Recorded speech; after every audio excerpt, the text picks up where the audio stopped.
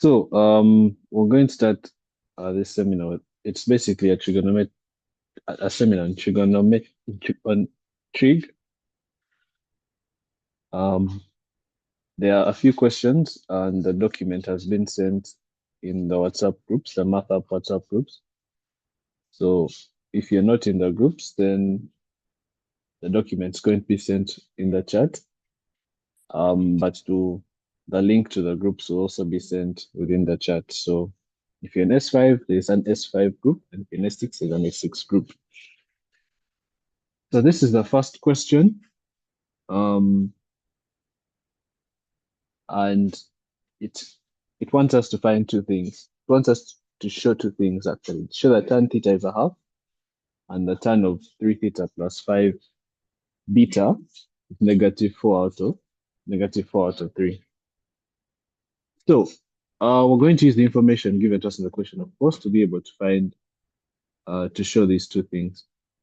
First of all, we're being given an equation that relates sine 2 theta, and sine beta, which is this. And then we're being given an equation that relates the angles. Now, pi is an angle in radians, so that's 180 in degrees actually. And so that means that theta and beta are supplementary angles. That's very important in us solving this question because it can help us compare their trigonometric ratios. So if sine 2 theta out of 1 plus sine theta is equal to 1 minus sine beta, we can actually write this question entirely in terms of entirely in terms of theta, not and leave out the beta because of the relationship between these two angles. Now, for some of you, it might be clear to see that because beta and theta are supplementary angles, then their signs are equal. If you remember from the unit circle, sine is positive in the first two quadrants. And so if you have an angle there, in this case, this could be theta, for example, and this could be beta, their signs are going to be exactly the same. However, their cosines will be additive inverses and their tangents will also be additive inverses. So in this case, this is exactly the same as writing 1 minus sine theta. But for some, that might not be very clear to see. So what you could do as a step in between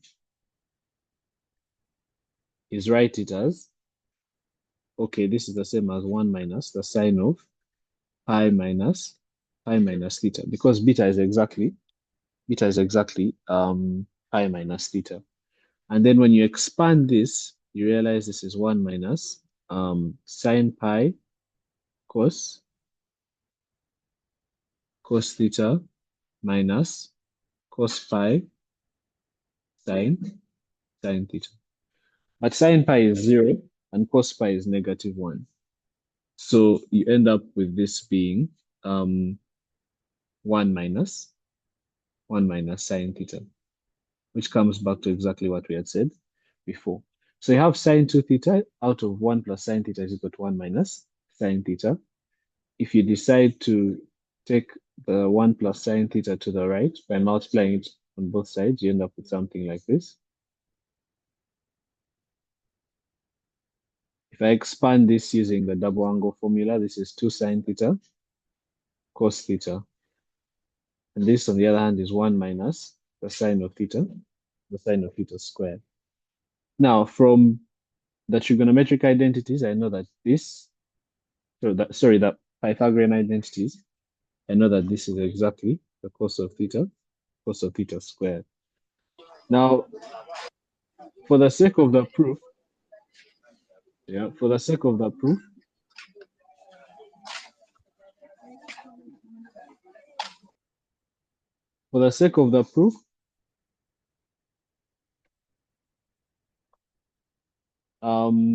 you might be tempted to divide both sides by cos theta because then you get exactly what you want. Divide both sides by cos squared theta. But we don't want to do something that's incorrect. So what we're going to do is take the cos of theta squared to the left-hand side and then factor out cos theta. When you do that, you'll have this cos theta times 2 sin theta minus cos theta. This is equal to 0. So either the cos of theta is equal to 0. In that case, you'd have theta being 90 degrees, and then beta would also be 90 degrees. Or you have that 2 sin theta minus cos theta is equal to 0. In other words, 2 sin theta is equal to cos theta. And you can rewrite this as sin theta over cos theta is equal to 1 over 2. But you know that this is just tan theta. So you've been able to show what was required. That's how we do part A. The real secret to this question is simply this relationship here, that the two angles are supplementary. And because they are supplementary, then I can write sine beta as sine theta, and then the rest is really quite straightforward.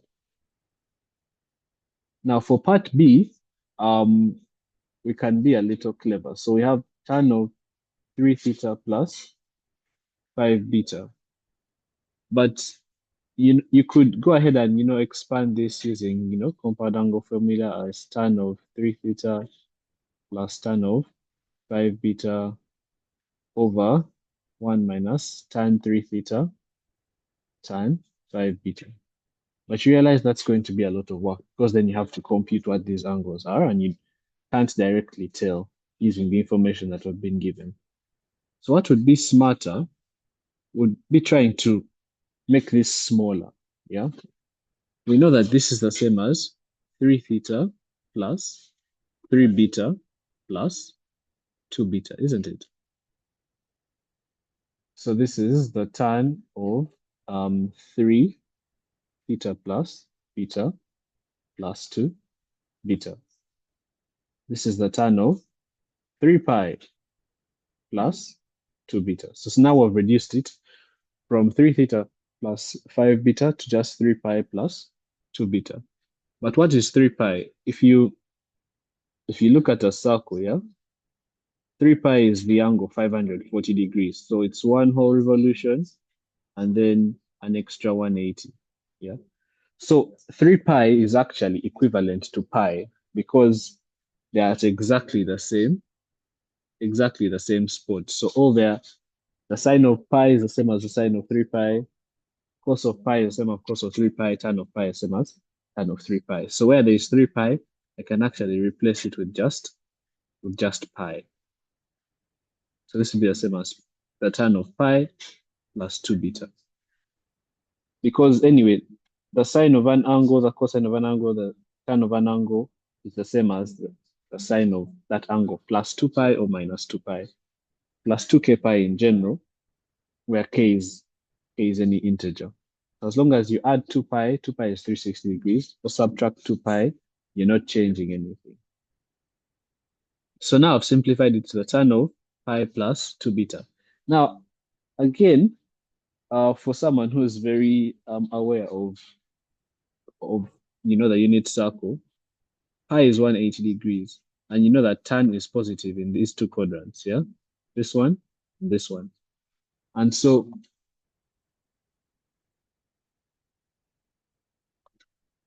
okay, someone wants me to repeat how the 3 pi reduced to pi. 3 pi is exactly the same as 2 pi plus pi. It helps if you know it.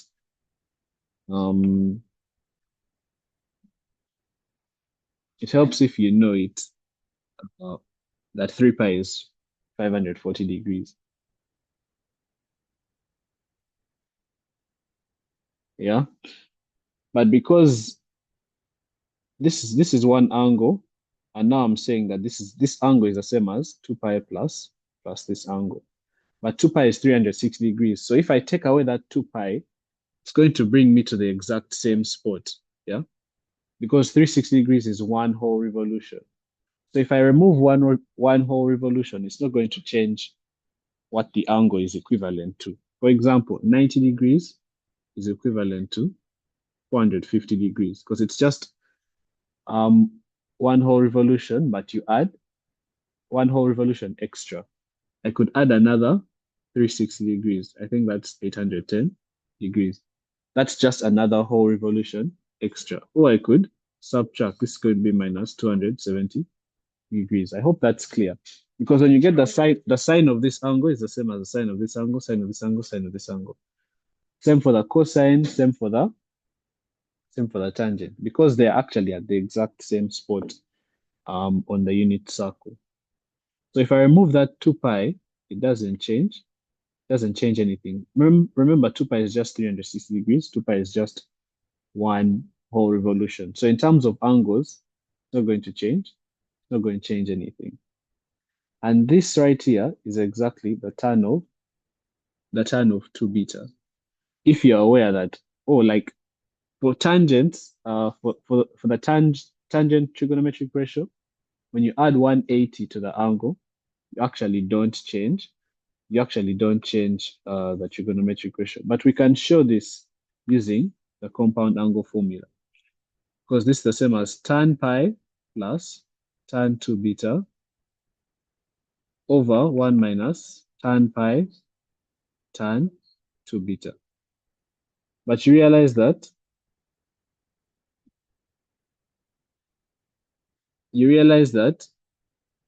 tan pi is 0. Yeah.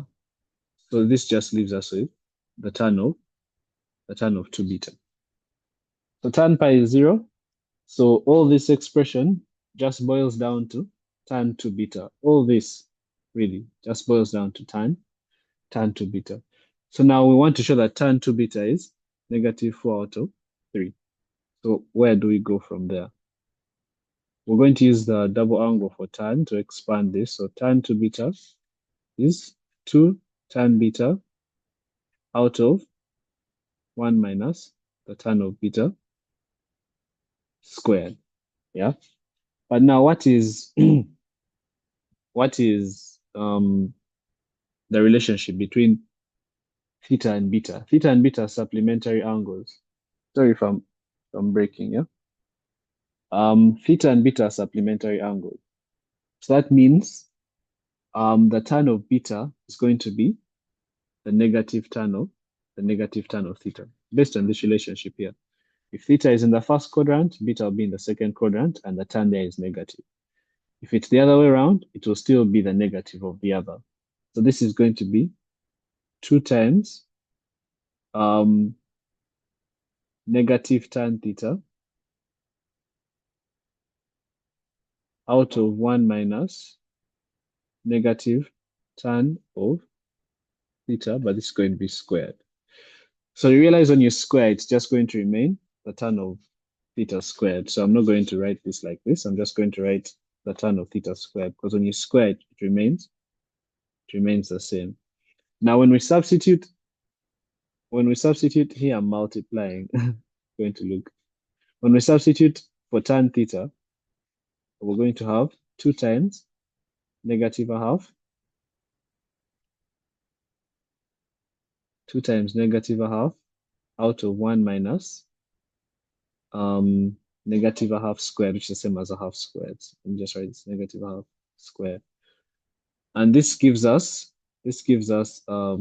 negative 1 out of 3 over 4, which is exactly negative 4 over 3, which is shown as required. Are there any questions?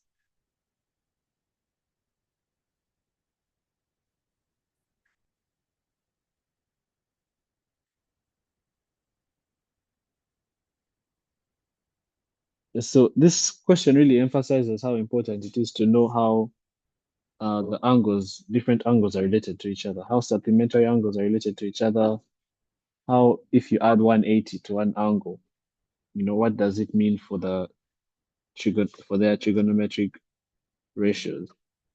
The relationship between beta and theta is explained in this equation.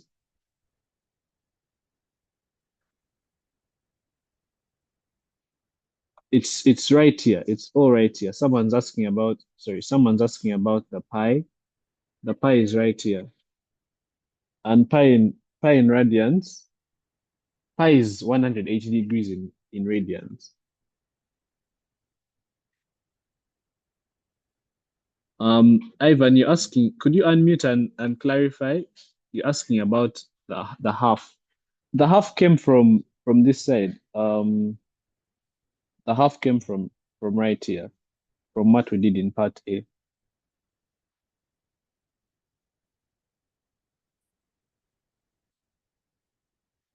The relationship, um, the relationship of theta and beta is described, right, like I said, in this equation. Theta plus beta is equal to pi, which means they are supplementary angles. But if you're not sure of anything, you can always check. Yeah. If sine of theta is going to be the sine of pi minus beta, because theta plus beta is equal to pi. So I can write this. And this is sine pi cos beta minus cos pi sine beta.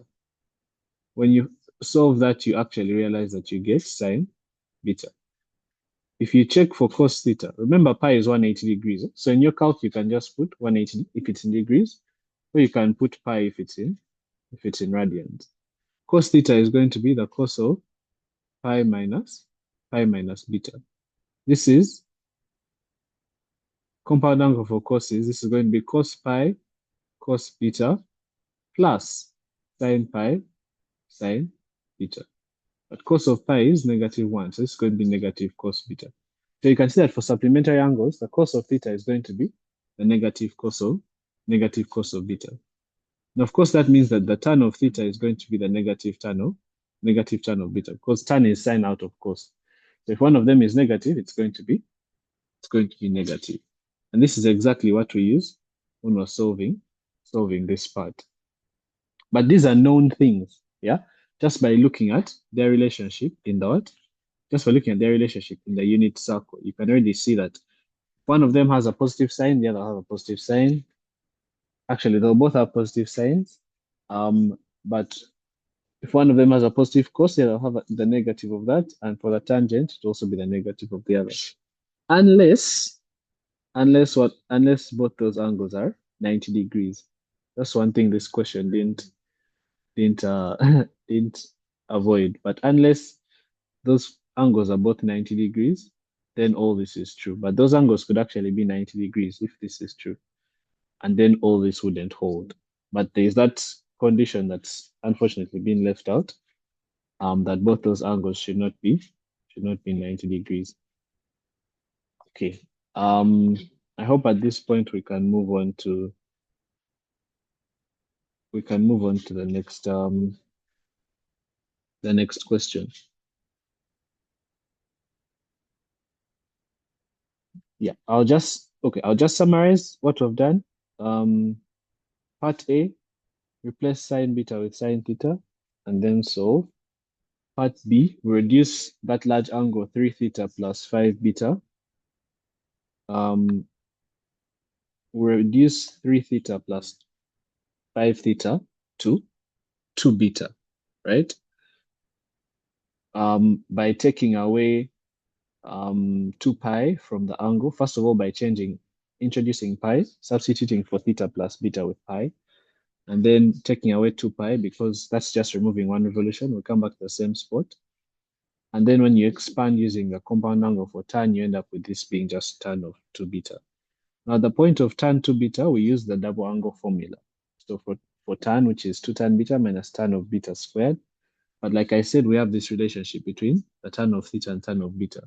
And we found tan of theta in part A. So then we just replace with negative tan theta where we have tan beta. And then everything follows from that. Let's move to the next question.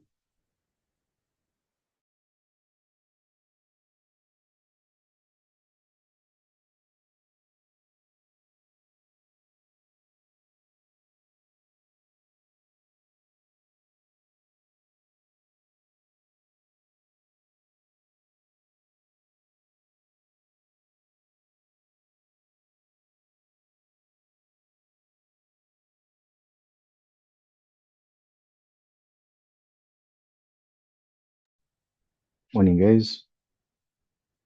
Hopefully, I'm audible enough. Yeah, so I'm going to take you through question two. And question two says, solve the equation for cos x minus 2 cos 2x minus 3. And then we have been given that range of 0 degrees to between 0 degrees and 360 degrees, of which those angles are inclusive. Okay. So let me begin by writing down the solution.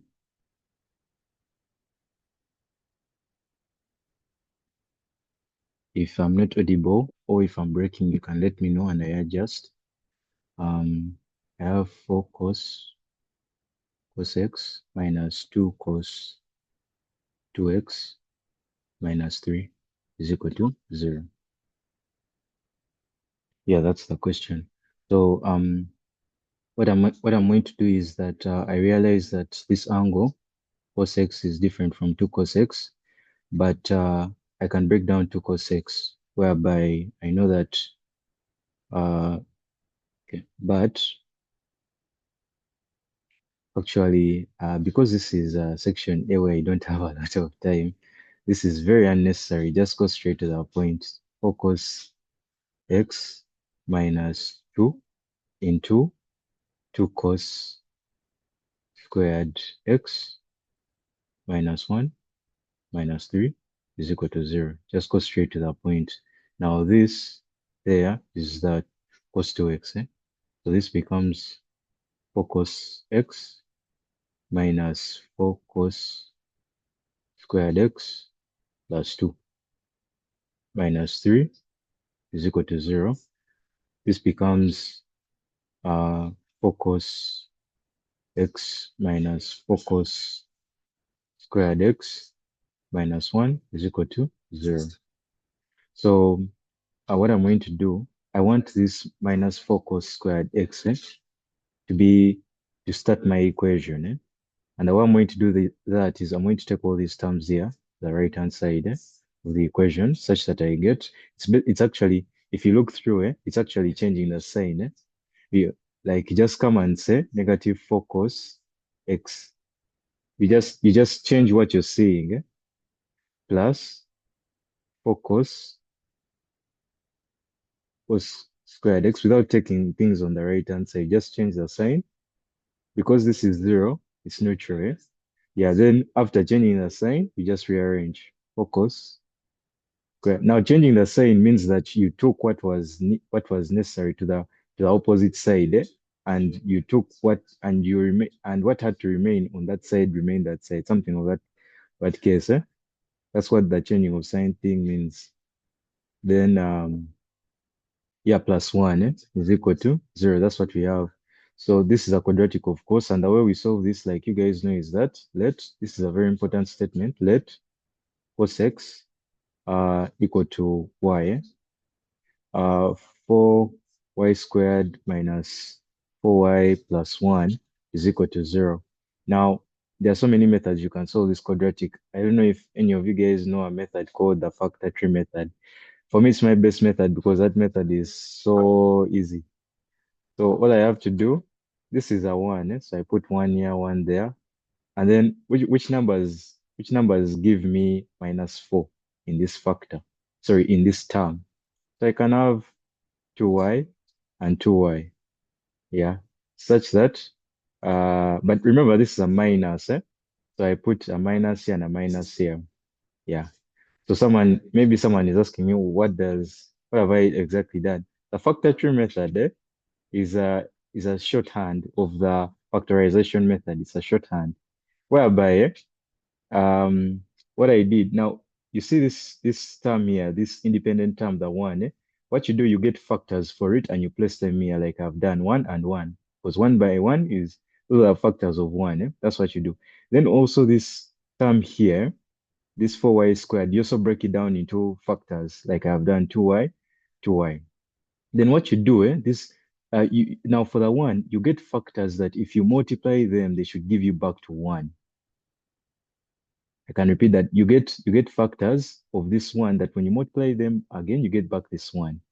But The sign now, the sign is dependent on what? On this term here.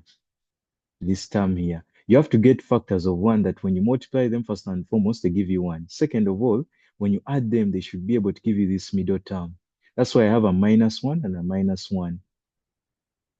If yeah, because okay, now here, this this 2y, you're going to say 2y by -1. Then okay, can put that in bracket, plus 2y still minus -1. This will be, so this other side, this other diagonal. So this should be -4y minus 4y. Sorry, this is 2. Sorry, this is -2y minus 2y should give me -4y. So that's how the factor tree method works. The diagonals, that when you, the diagonals are for multiplication, then when you add the products, they should give you the middle term, the -4y. And that is why you see that I had a -1 here and a -1 here. If these were positives, then the summation of the diagonals would give me a positive middle term, and yet this is a -4y. But this method is not a compulsory method, it's optional. May I just use it for simplicity? So for me, it means that I go straight to my answer. This is 2y minus y. These are the factors into 2y minus 1 is equal to 0. This is a repeated factor, implying that we have 2y minus 1 squared is equal to 0. Another important step, you have to show that the square root. You have to show the square root. This earns you a mark, root of 0. Let me come this side. So from here, I moved that side. So this becomes 2y minus 1 is equal to 0, such that y is equal to 1 out of 2. But remember, but cos x is equal to y, which is equal to a half, implying that, that's the symbol for implying that x is equal to cos inverse over half. That's the implication. And then these angles that give us a positive ratio of a half are 60 degrees when you work it out with your calculator, and 300 degrees.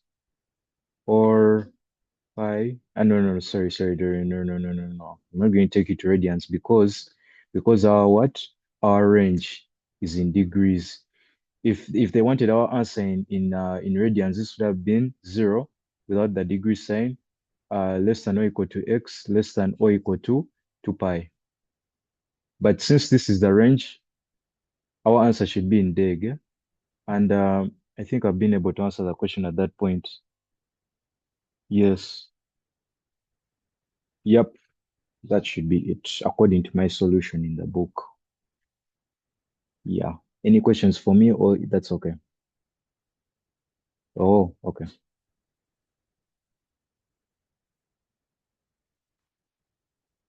Please repeat from 10 to beta. Hello. Yes, please.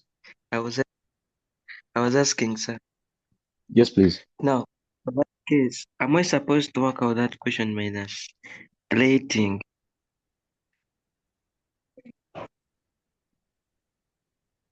Yes, please. Sir, can I do that question minus rating?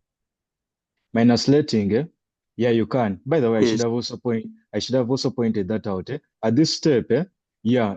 Now, for us people like me, we let because we get confused when we still have a ratio in the equation. But if you can work yourself around the when the ratio is still in the question, then it's okay.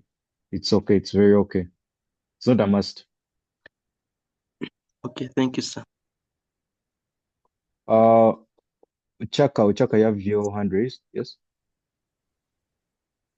Yeah, excuse me, sir. Like for example, I want another example, like where you try with another like quadratic and use the factor tree. Okay. Okay. Let me do that. Okay. I'm going to do that. Then someone is saying, what about taking the quadratic method? And then someone is saying, please show us how to do the radians. Okay. Okay. I've gotten all those.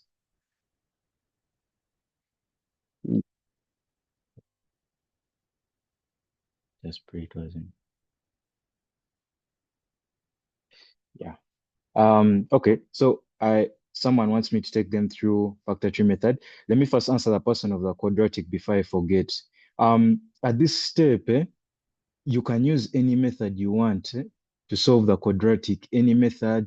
You just choose a method that you know won't take your time, because just always remember that you're in section A, whereby you shouldn't be using a lot of time.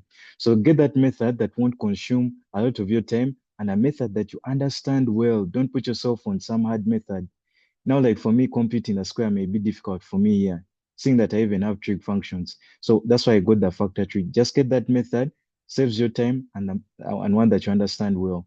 Then someone wants me to take them through if it was in pi.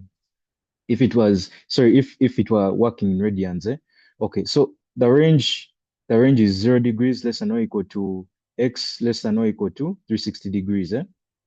Okay, now this is what you do. Okay. Sorry. Let me first leave that. Let's say the range had been 0 degrees less than or equal to x less than or equal to 2 pi, because 2 pi is 360 degrees in radians. Eh? So this is what you do.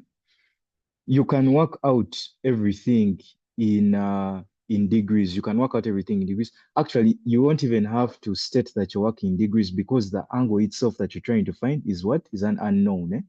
Is an unknown. So what you do, actually, yeah, your answer will be in degrees. Yeah, your answers will be, because degrees is what we directly relate to. It's what like we all know. Personally, even me, it's what we know.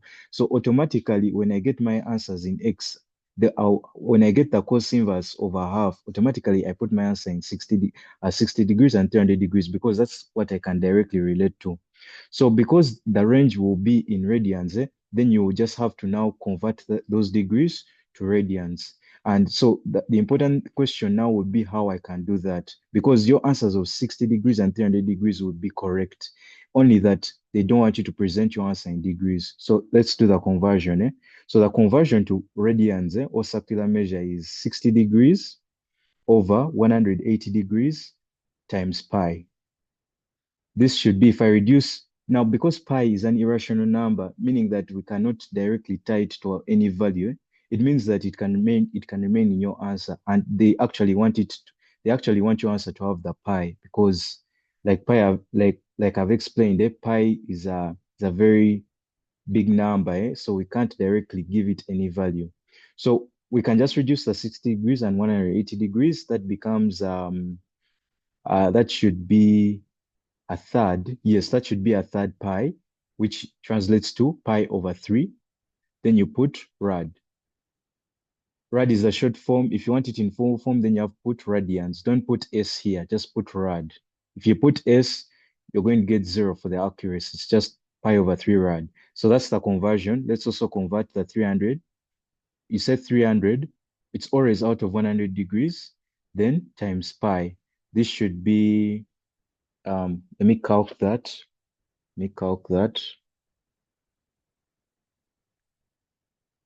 So that is 5. That is 5 pi. Sorry. This equals to 5 pi over 3 rad.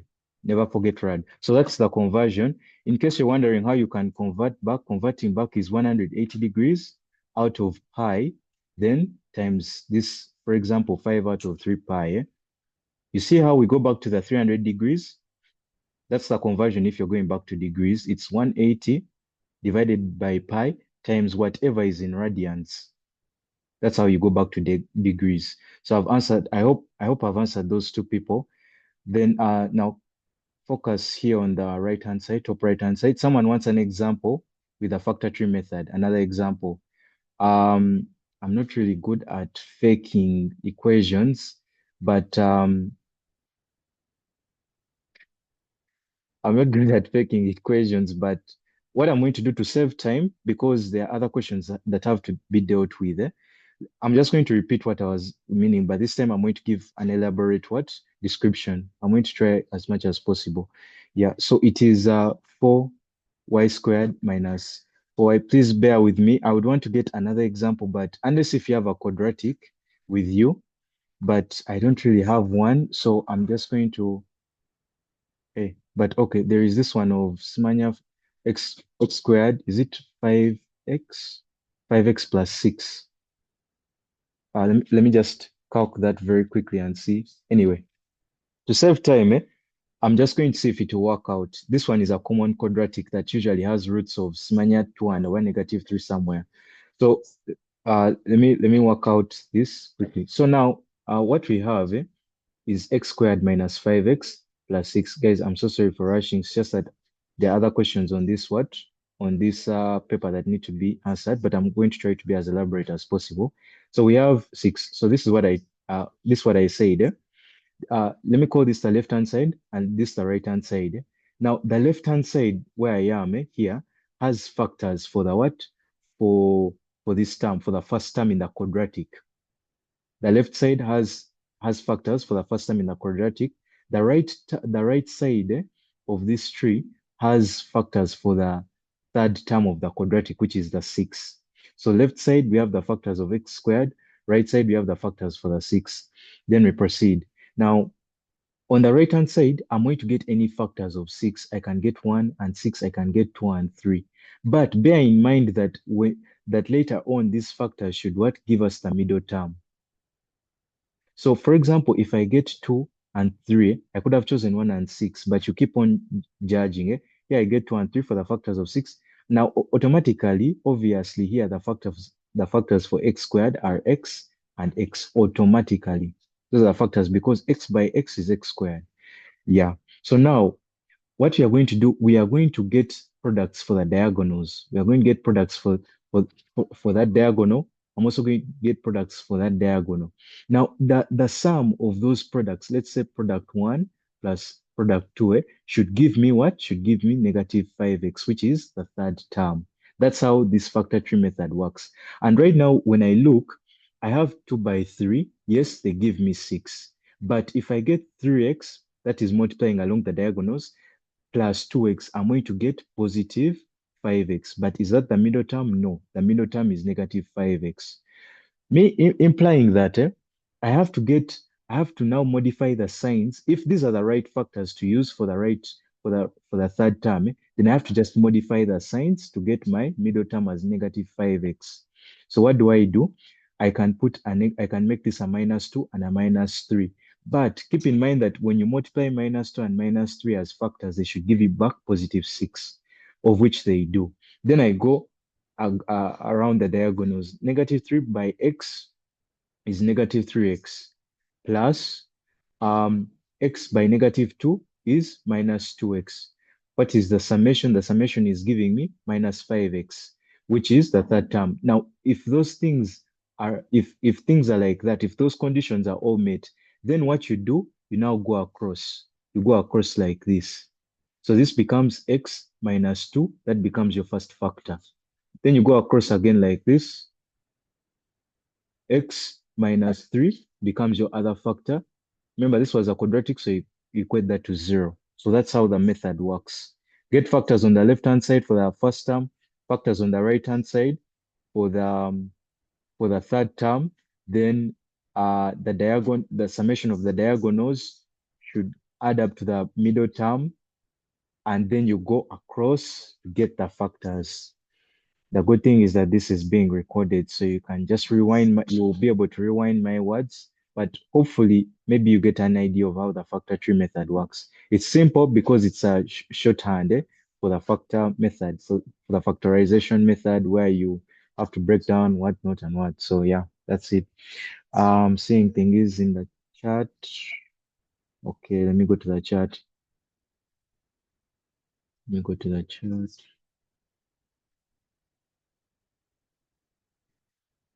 It's -2 and yeah, actually this is good, because that means Jovia is on the same page with me. Yeah, that's what if I just place the equation in a calculator, you'll get an accuracy of 0, even a method of 0. You can't do that in a math paper, but you can do that in a physics paper. You have to show the solution to your quadratic using any of the preferable methods, and there are about 4 methods with a graphical method inclusive. So if you just use your calculator, expect 0 in your what? In your paper. So you have to really then say, oh yeah, someone had given me a quadratic of x squared minus 8x plus 15. Hopefully, the quadratic I've given has been able to cater for that one. First put it in First put it in writing. Okay, please pardon. Second step, how you factorize. Yeah. So hopefully, I've been able to answer these charts, and looks like Jovia is on the same page as me, but she was able to identify the factors. Hopefully, everyone else was able to get them like her, or to understand the method like her. Just in case it didn't make sense, this is being recorded, so you'll be able to rewind my words and catch up. But it's a very easy method, that's why I may use it. Okay, guys, I beg to stop here because there are other numbers that have to be answered. Thank you so much for listening to me. Thank you.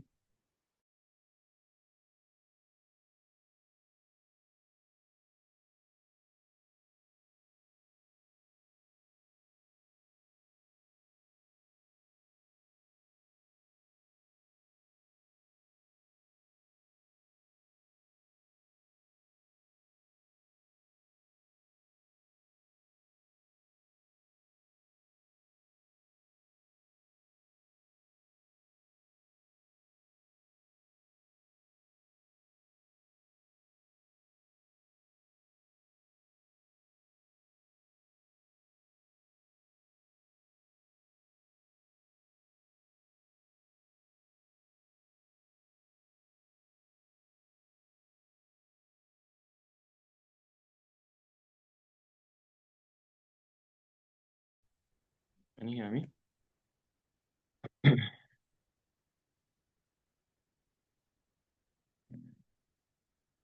Right. All right. So I was saying we have ABC triangle in a triangle. Us to prove that cos 2a plus cos 2b plus cos 2c is equal to negative 1 negative 4 cos a cos b cos c. So this is what you have to prove. That means you have to start from the left-hand side going to the right-hand side. So as you can see, we have, so what's going to guide you in most of these proofs are the angles. So we have 2 theta, 2b, 2a, 2b, 2c, and we want to go to a. So ideally, you have to look for ways of having the angles. So I'm going to start with factor formula. I'm going to use factor formula for the first two, for these first two terms. So cos plus cos, we'll be getting 2 cos, a semi-sum of the two angles. So we'll have 2a plus 2b out of 2. And that will be giving us a plus b. Cos, a semi-difference, 2a minus 2b out of 2, which will be a minus b, plus cos 2c. Nice. But then, since these are angles in a triangle, we know that they'll add up to 180. So I'm going to get out of expressing a plus b in terms of c. Okay, so I take the c on this side of the equation. That means cos of this angle should be equal to cos of this angle. And we can break this down. Cos 180. So cos of 180 minus c. So the identity to be cos 80, 180, cos c plus sine 180 sine c. So sine 180 is 0. That means this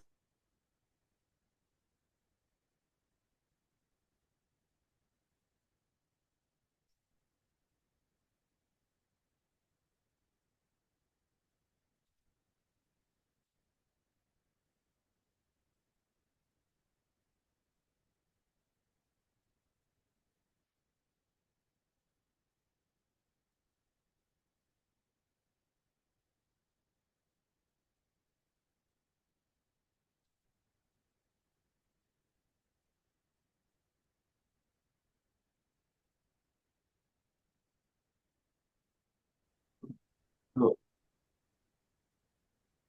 I'm just going to do it again shortly. Cos 2a plus cos 2b plus cos 2c is equal to -1 negative 4 cos a cos b cos c. We say they're using factor formula. So you combine the first two terms. It will be 2 cos of the semi-sum. So it will be 2a plus 2b divided by 2, right? 2a, 2b out of 2 cos semi-difference 2a minus 2b out of 2 plus cos 2c. Okay, so this will be 2 cos a plus b cos a minus b plus cos 2c. But since these are angles in a triangle, they'll add up to 180. So I'm going to get this term. Yes? Seeing a hand up. If you can unmute. I'm asking. Pardon? Yeah. I'm asking, when am I supposed? Okay, when do I know that I'm supposed to use the factor formula? Well, first of all, we have the same trig ratios. So you know the factor formula, you know the four. So first of all, the factor formula combines angles of the same ratios. So for instance, you have sine. If you have sine A, you know the different formula. Sine A, sine B has something. Sine A minus sine B. So that you can only use the factor formula if you have the same ratios. So you can say I have the same ratios. I have cos, and I want to half the angles. So definitely factor formula is going to half the angles. So the whole point is want to reduce the angles. So of course someone would think about double angle formula. So if I was to use double angle formula, maybe I'm going to get this. But then you realize that I'm getting squares. And if I got 3 squares, it may be harder. It's going to be harder for me to get out of getting, because ideally I don't want squares. So if I get squares, maybe at some point I'll have to factorize out something. So first of all, you need to get away of reducing the angles, of halving the angles. That's what you're looking for. So in your mind, of course, what's going through your mind? How am I going to halve the angles? Different methods are going to come to your mind, and factor formula is one of them. And you can only use factor formula if you have the same ratios. If I have cos, I know that I can bring in factor formula. Have I answered you? Thank you, sir. Yeah. So we said these are angles in a triangle. That means that A plus B plus C will add up to 180. So I need to get out of expressing A and B in terms of C. So that means the cos of this angle will be the cos of this angle too. So you can break this down. Cos 180 cos C plus sine 180 sine C. So we said this gives you 0. Cos 180 is -1. So it will be -1 times cos C. So cos A plus B is the same as cos -B. Nice. So again, substitute this back to our equation. So 2 was saying 2 cos A plus B cos A minus B plus cos 2C. So we're saying this is the same as, this is the same as negative. So I'm substituting for cos A plus B. I'm bringing in the cos C. -2 cos C cos A minus B plus cos 2 plus cos 2C. Nice. So I have C here, I have 2C here. So I need to get out of halving of having the 2c. That's where a double angle formula comes in. So you know that cos 2c is the same as 2 cos. So you know this is the same as 2 cos squared c minus 1. So you can see some common terms. I can factorize out negative 2 cos c here.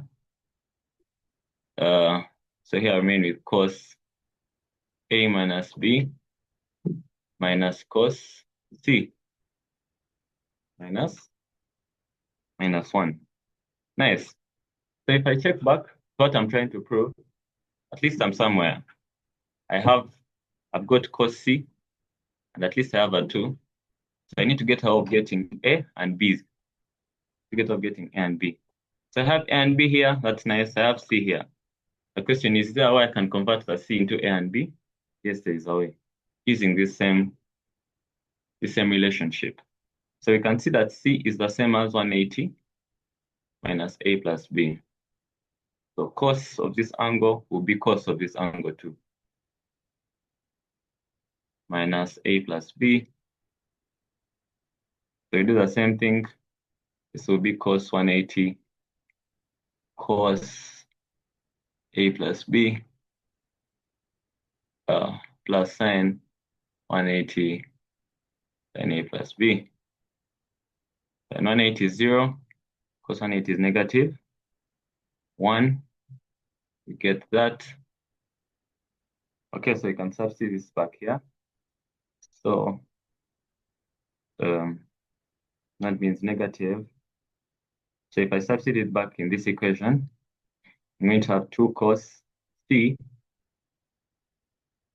cos a minus b minus cos c. So if I put it to this negative, it will be a plus. Nice. Cos a plus b minus 1. So this, the same thing. We have the same trig ratio here, cos. So we can bring in our factor formula.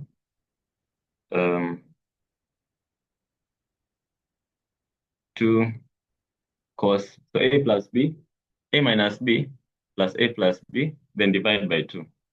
So you realize that we'll have 2a out of 2, which will be a. Then cos a minus b minus a plus b, we'll have negative b. Okay, so have a minus b minus a plus b out of 2. So this will give us negative 2b out of 2, which will be negative b. But you know that cos of a negative angle is the same as cos. So cos negative b is the same as cos b minus 1. And then we can rearrange it to what we want. So negative 4 cos a, cos b, cos c. And yeah, we have what you're looking for. Is that okay?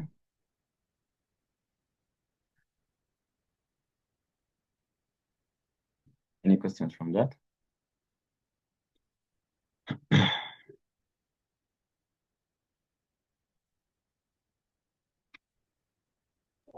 Excuse me. I can't hear you. Excuse me.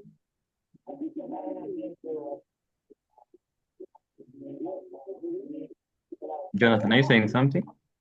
Yeah, I'm trying to hear something smaller. Yeah. This part of the cost CC. So in all cases, you're supposed You need to get closer to the microphone. I can't hear you. to work on that.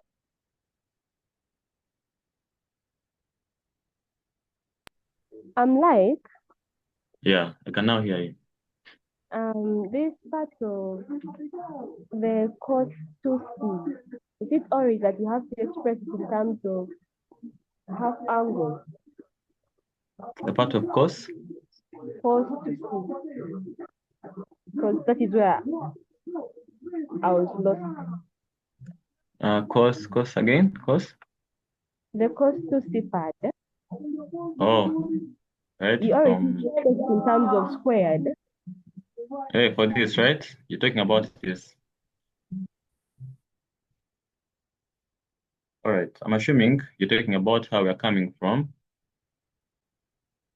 You're talking about how we from this to that.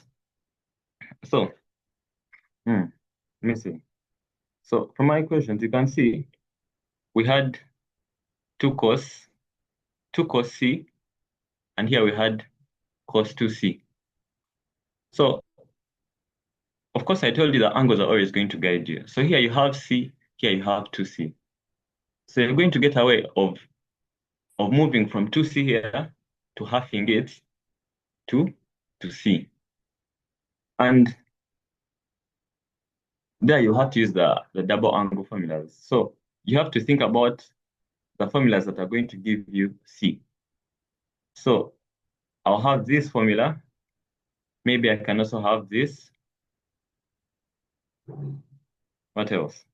Maybe I'll have cos squared C minus sine squared C.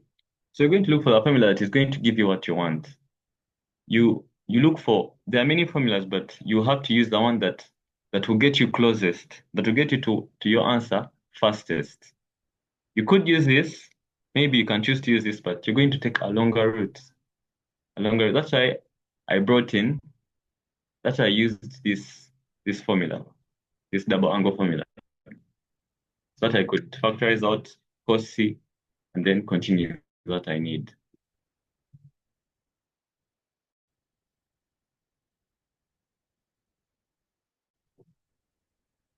Have I answered you? Yeah, thank you. Yeah. I hope it's clear. Yeah. So I think if they're all right, Ivan. Um, Thanks very much. There is also some other type of question that I also came across. Is it still the same way that I take it that other part of cos 2x, cos 2c? The other one Which was kind of in question? terms of x and y, and the approach that I had known was very much different, and the approach I had was complicated. So, is it still the same way? Because that thing is in back house, I think. Were they the same angles? Were they? I Okay, think it you need to actually it's clarify more. like they are the same angles, but Yeah. the other one is in terms of x and y, because Oh. for us when we are expressing cos, the other second part, there's a way we don't deal with the x minus b. I don't know if that this approach could work for that. Well, these are unknowns. These unknowns are like placeholders. So in place of A, B, C, I could put anything, and as long as you're getting to what you want. So instead of 2A, I could put, I don't know, 2P, 2Q, 2R. The whole point is, am I able to come from this side of the equation to this side? Yes, I can. Have I got a method that is going to, that's because I can tell you there are many other methods, there are many other ways. That's the beauty with trigonometry. You'll find a couple of methods that you can get out figuring it out to get what you want. But am I using a short route? Because I mean you're trying to you're trying to beat time in the paper. So you have maybe like 5 minutes or I don't know, 10. You're just trying to get a shorter method that's going to get you to the answer without struggling much, doing this and that. So you can use any method. These are just placeholders. You just fit in, they can fit in anything. As long as you can move from this side to this side of the equation. Okay? Your Right. voice is actually low. We can't hear you. I cannot hear you. Sure. I think Is that it? we've been hearing. We've been hearing. It's okay. We've been hearing. All right. I think that is it for my question. We can move on to the next.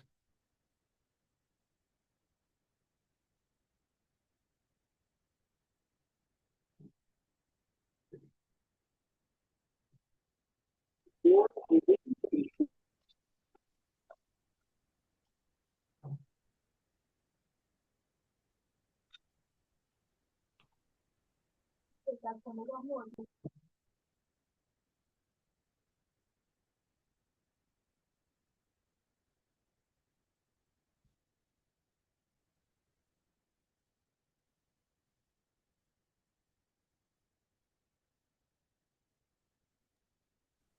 everyone, good morning to you. I'll be taking few question 4. And it says given that f of x is sine 2x plus 3 sine x cos x plus 5 cos 2x, show that negative 5 root 5 over 2 is less than or equal to f of x less than or equal to 5 root 5 over 2. So from our expression, from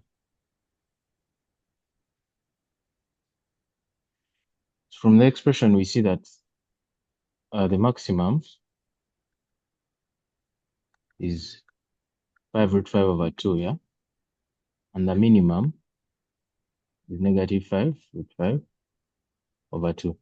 Our function, f of x, is equals to sine 2x plus 3 sine x cos x plus 5 cos 2x. Now, I want us to find the maximum or minimum of and minimum of this function. So the best thing we are going to do is we are going to express, or we are going to simplify all these terms in terms of one trig function. Yeah. And then in order to do that, we shall use what we call the R formula, because our formula helps us express all the sum or the difference of trig functions as one trig function with a certain amplitude, which is R. So what we're going to do is we can first let f of x be equal to, let f of x equal to R sine 2x plus theta. But again, we're going to see how this choice comes about, but this is what you're going to use, yeah? So what we're going to first do here, we're going to first simplify f of x. And what you're going to do is, we are saying the common angle is 2x. And we can see that this term in the middle can be simplified in that way. So we have sine 2x plus 3 over 2 into 2 sine x cos x plus 5 cos 2x. So what I've done in the middle term, I've just introduced a dummy value. That's a half and 2. So that when you multiply them together, you cancel. They cancel out and you go back to what is up here. So yeah, what is in the bracket here is what is going to give us sine 2x. I hope we all see that. So that means our f of x is equal to sine 2x plus 3 over 2 sine 2x plus 5 cos of 2x. Now we can add this up and have f of x is equals to 5 over 2 sine 2x plus 5 cos 2x. Now we have to think about a trig function that when expanded, yeah, but whose compound angle formula is going to give us a sum between a sine and a cos. And that we can either have r cos of 2x minus theta, which when you expand, you're going to have r into cos 2x cos theta plus sine 2x sine theta. Or we can use r sine 2x plus theta. Where you have r into sine 2x cos theta plus sine theta cos 2x. So we can use any of these two, but conveniently I'll use the one for sine.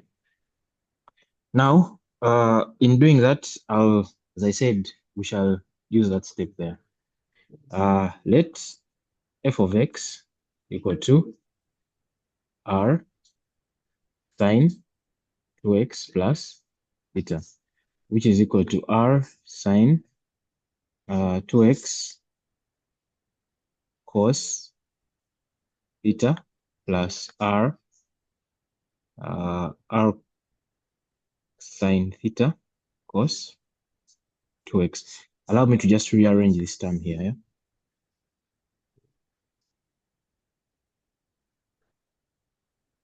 So that you can see exactly what we are going to do, because we're going to relate. So this is cos theta sine 2x. So we are going to compare. We're going to compare. We're going to compare 2 and what? And 3. And from it, we see that r cos theta is equal to 5/2. Yeah. And r sine theta is equal to 5. So let me call this star. This is double star.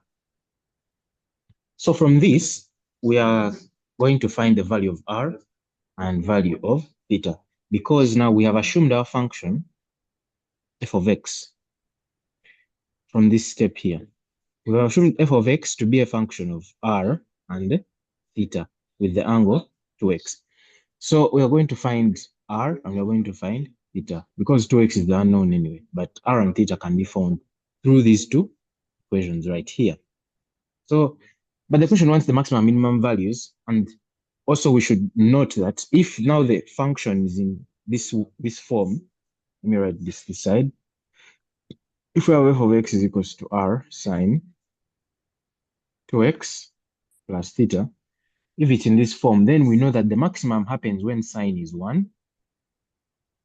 Yeah, when sine is 1, and the minimum will happen when sine is negative 1. So that is what we are going to try to achieve. And in doing that, it's like we're eliminating the sine and you're finding r alone. You get, because if sine is 1, then you have r. If sine is negative 1, then you have negative r. And those are the maximum and minimum values of the function. So that's exactly what we're going to do here. Now we can just find the value of r. So r, what we're going to do is we're going to square both these two equations, equation star and equation double star, and add them. So we shall just write that here, that star squared plus double star squared. What's going to give us is r squared cos squared plus r squared sine squared theta is equals to 5/2 that 5/2 squared plus 5 squared. And this is going to give us r squared. And let me factorize this. So we have cos squared theta plus sine squared theta is equals to 5 with 5 over, sorry, it is, I beg your pardon.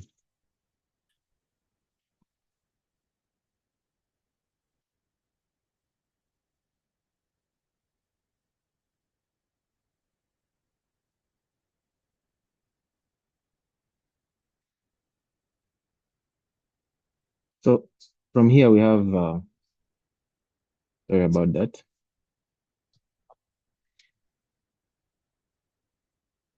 From here we have 125 over 4. So it's 125 over 4. So we know that what's in the bracket here is going to add up to 1. This is an identity in trigonometry. So we have r squared is equals to 125 over. Sorry, 25. I beg your pardon? Isn't it 25 out of 4? 25.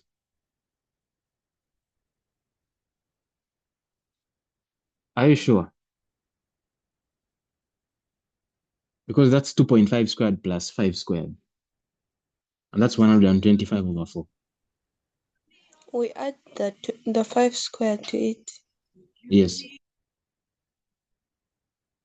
Okay, thank you. Got it. Now, from here, we have r is equals to 5 root 5 over 4. Or maybe let me just show you how that comes about. We know that 125 is 5 cubed, right? This is 5 cubed over 4, which can be equals to 5 times 5 squared over 2 squared. But remember, this is under square roots. Square root. So this is like saying 5 power half times 5 squared times a half over 2 squared times a half. And that's what gives us 5 root 5 over 2. So that is our value of r. But then we take the absolute value of r because the minus or plus is going to be defined by the sign function, this sign expression here. Let me just write it in brackets. Going to be defined by this function. So it's either plus or minus 1 because the maximum value of sign is 1 and the minimum value of sign is -1. So surely the maximum of f of x is going to be 5 root 5 over 2. This is when sine of 2x plus theta is equals to 1. And then the minimum of f of x is equals to -5 root 5 over 2. And this is when sine of 2x plus theta is equals to -1. So therefore, I think we can conclude, unless there are questions, that -5 root 5 over 2 is less than or equal to f of x is less than or equal to 5 root 5 over 2. And I think this is important to understand because f of x is always going to vary between these two extremes. Since now sine is a ratio which ranges from -1 to 1. So any number that's less than -1 is going to give you a lesser negative. So these values are going to be reducing from this. The negatives are going to be reducing and tending towards positives. And when they reach positives, the maximum positive the function will ever be is 5 root 5 over 2. I hope that's clear. If there are any questions, please bring them forward. Excuse me. Excuse me. Yes, please. I'm kindly requesting for your pardon on how we got sine 2x plus theta, like why we introduced in r to find r, like how did you get that 2x plus theta? Okay. So now R, there's what we call R formula. Yeah. And R formula is what allows us to, R formula is just basically is stating or saying that a sum, a combination of trig functions, especially sine and cos, yeah, can be expressed as R cos of, let me say the angle is theta, then plus or minus, let me call this beta. Or it can be R sine theta plus or minus beta, where the combination of alpha beta can be plus or minus depending on what the function looks like or what the outcome you expect. So for our particular example, we see that we expected that the function should have what? A plus sign. So I have two options. I can either, as I stated, we can use, they are here. We can either use r cos of that unknown angle 2x minus theta. Theta is just that if you read more about it, you can call it a phase. Yeah. And then it's a phase angle. But then just look at it as that other angle. So 2x minus theta. And if I'm to expand this, it gives me a plus sign here. Or I could take r sine of 2x plus theta. When I expand, I have a plus sign. So now I could use either of these, and I am sure that even if I chose r cos 2x minus theta, I would end up with the same solution because these are trig angles and these are complementary. Yeah. So that's what governs the choice of r sine 2x plus theta or whatever you have to choose. I hope that's clear. Yeah, okay, I understand the R formula and all, but how did you come up with that expression like sine to x? Okay, from the function itself, f of x is equal to 5 out 5 of 2 over sine 2. to x. Yes. Now, how did you conclude with that? No, this is an assumption. Like you can see here, I said let f of x be this. Yeah. So I'm trying to change this equation into this. Do you get? I'm not saying this Oh, step directly leads to this. I am expressing f of x in this form of r sine 2x plus theta so that I can know or I can relate the two equations. all Is right. that okay? Thank you. Yes, thank you. Then, Rose, please stay on. I would love to ask, do you do physics? No. Ah, okay. Okay, I would explain it using physics, but that's all right. I think let's leave it at that, yeah? And maybe if you want to read more about it, you can go and read about phases, phase differences. All right, thank you. Kali. Yes, I'm seeing a hand raised to Singwire. Yes, sir.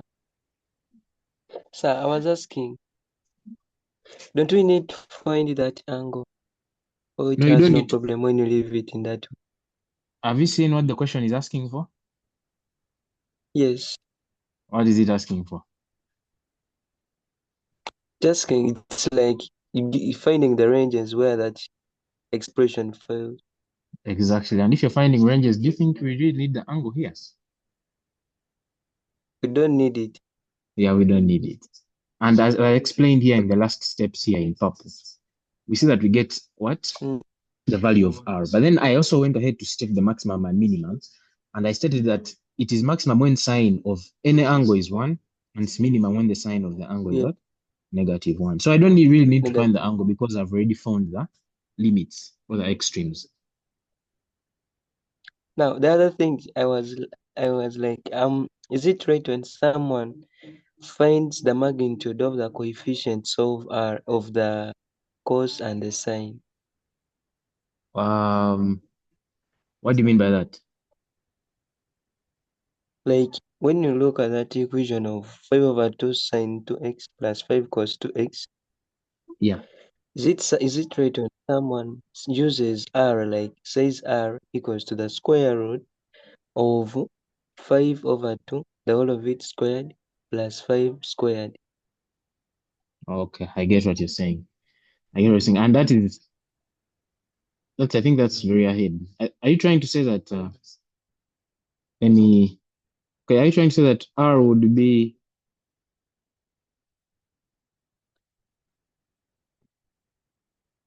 have you seen what I've written here? Are you trying to say that R is equal to the square root of this? Yes. Yeah, and that is exactly what we did. Yeah, but I was just trying to show you a simplified way, like step by step, so that you do not miss anything.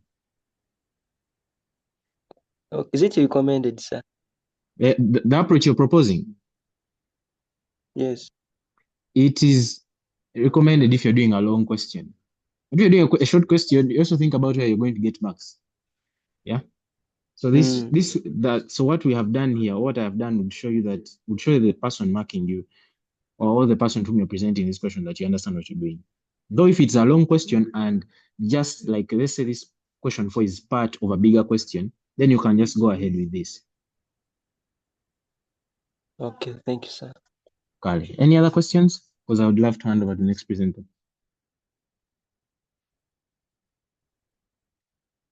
Okay, I think there are no questions. Okay, what's in the chat?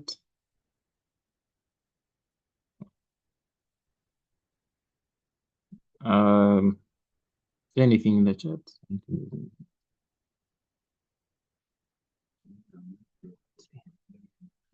Yeah, so I don't see any question in the chat, so I think I'll hand over the next presenter. Thank you for listening to me. I hope I was helpful.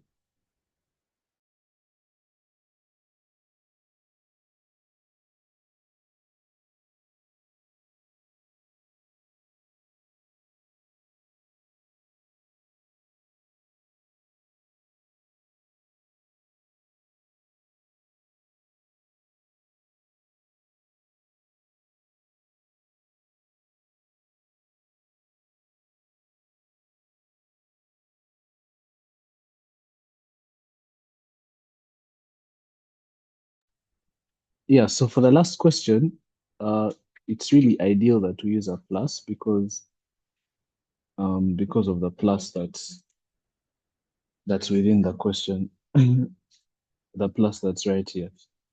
So it's only ideal that we use plus. Oh, you can use alpha. It's fine. There's no. It doesn't really matter. Yeah, I'm going to go to the next question.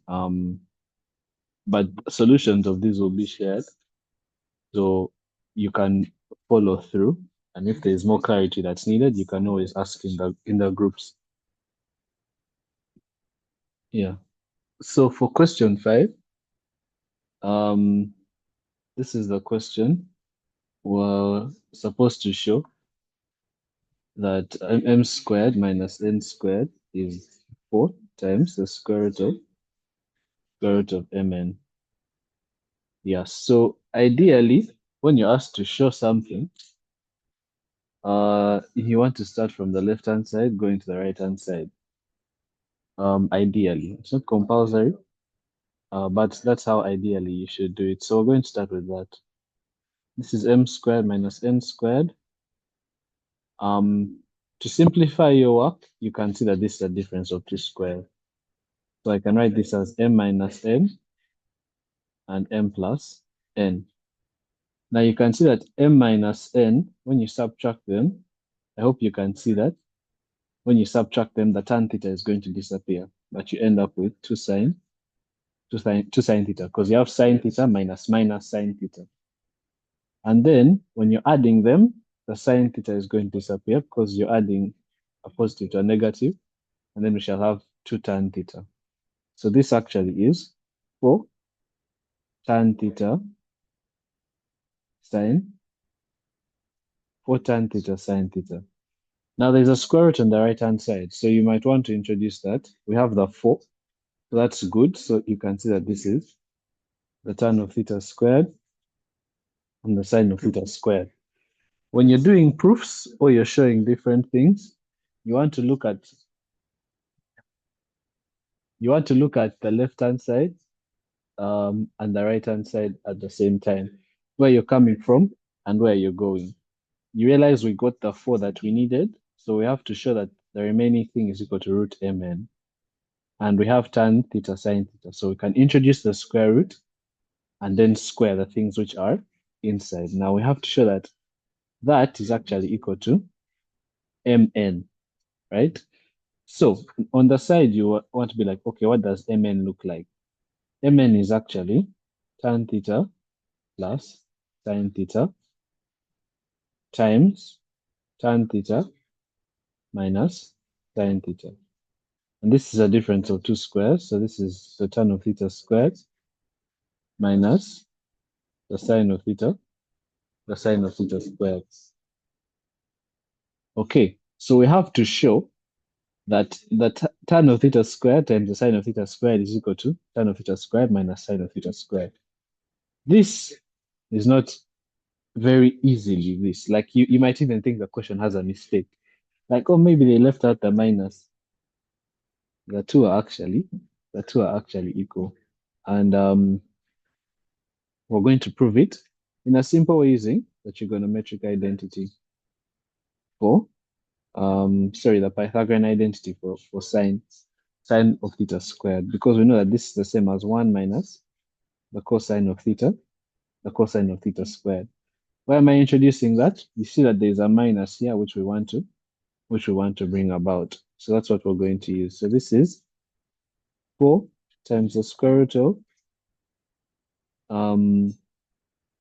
when you expand, this will be the tan of theta squared minus tan theta squared times cos theta squared. But what's tan times cos? We know that sine out of cos of theta is equal to tan theta. So tan times cos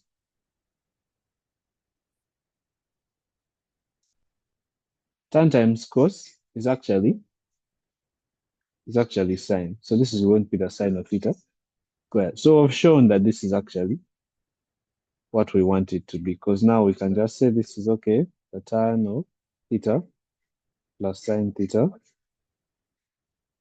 times the tan of theta minus sine theta, which is in fact 4 root mn, which is the right hand side.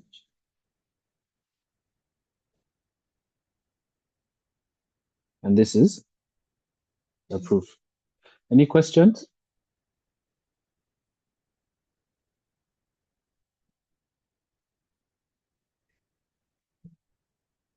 Yeah. Hello. Yes, please. You were like trying to show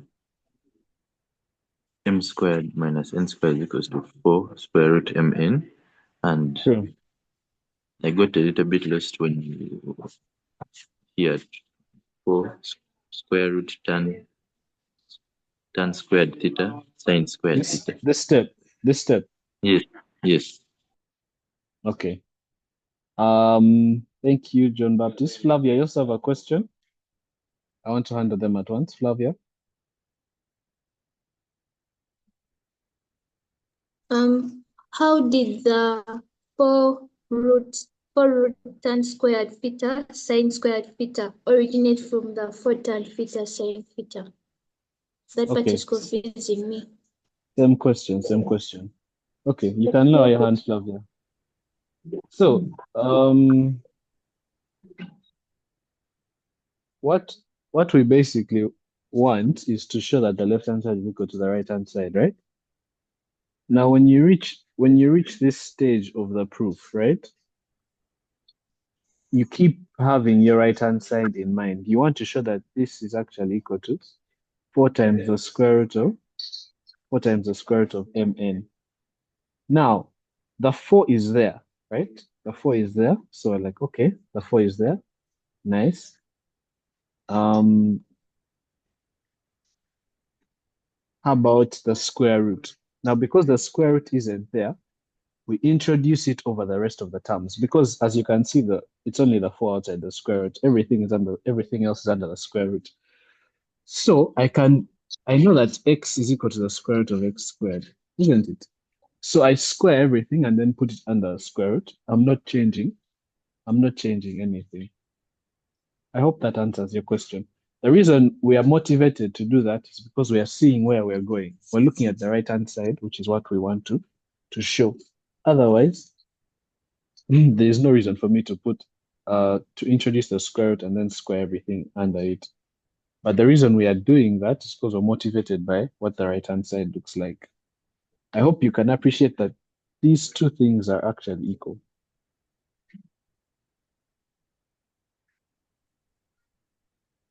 Yes. Yeah, so that's just question in the chat. How do you tell where to start from? For proofs, it's not guaranteed that whenever you're starting, you come up with the solution, right?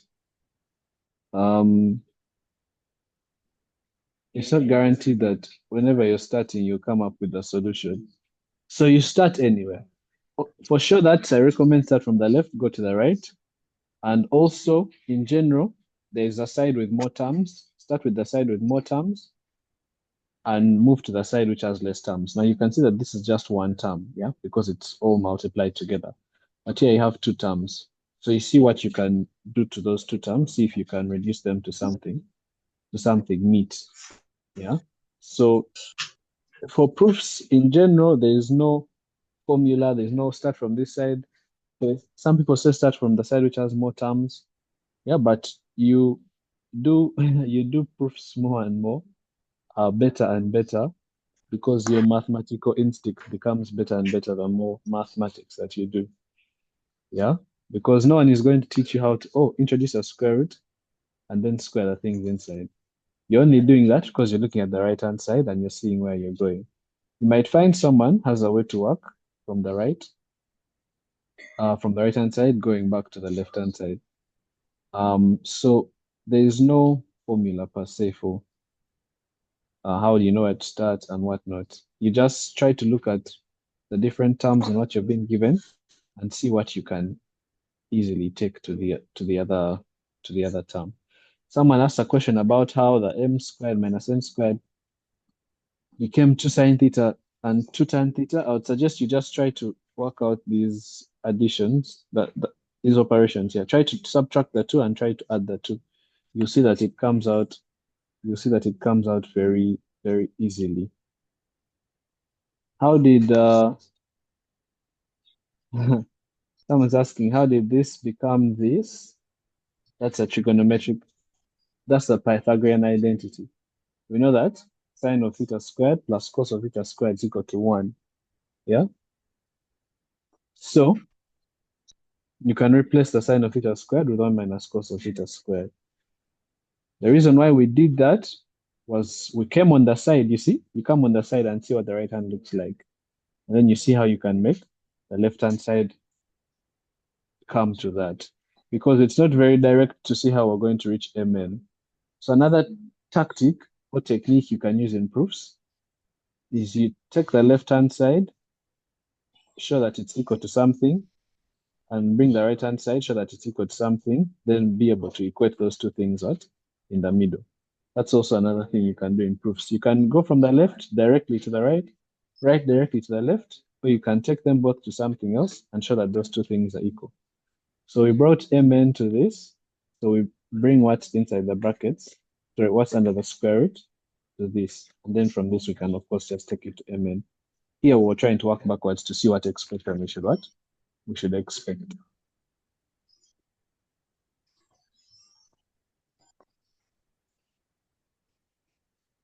Yeah, it would be okay, Patricia, if you wrote tan theta sine theta all squared. But then, is it going to help you? To Singure, your hand is raised.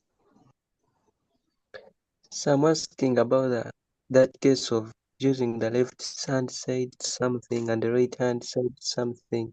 Please clarify about it. Okay, so in this proof specifically, we have actually done that, but we have done it in an indirect way.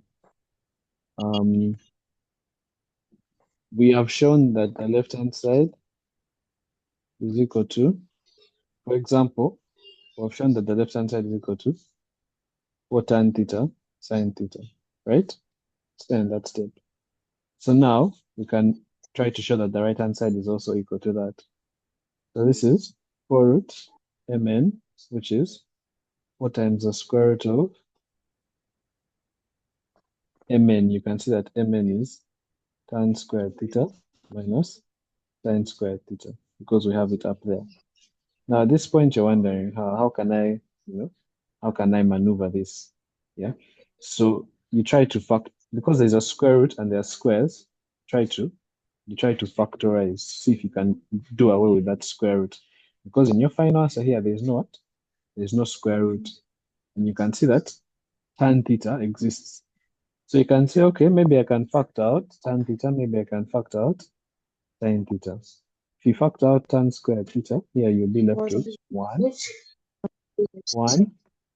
minus cos squared,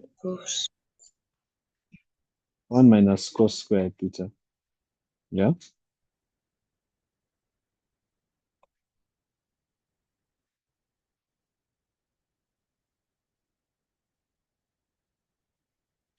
And then when you simplify this, you realize that this is actually 4 times the square root of tan squared theta sine squared theta, which is actually 4 tan theta sine 4 tan theta sine theta.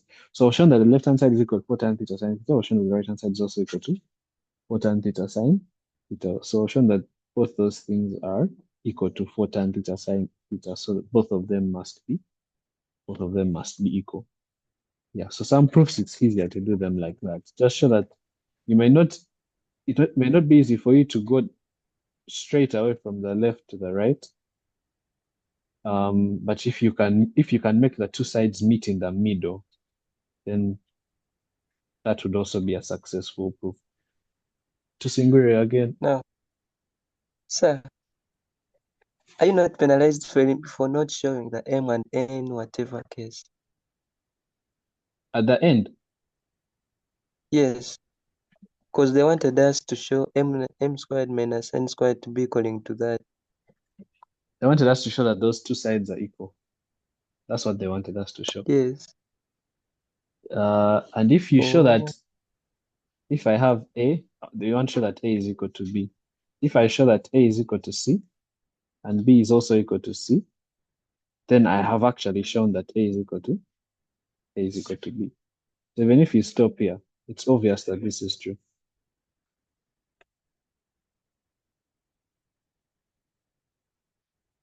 Yeah, so from this point, I'm going to hand over to the next discussant so that we can do the next question.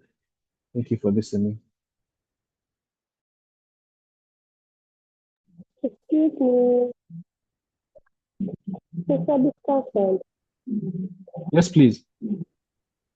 Sorry, but I was just inquiring whether you have another type of question of the same format. Maybe you kindly forward it.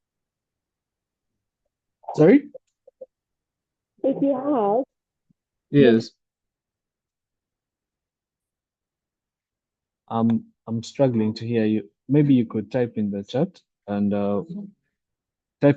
we can follow up on that. Yeah, but in the interest of time, let's proceed to the next question.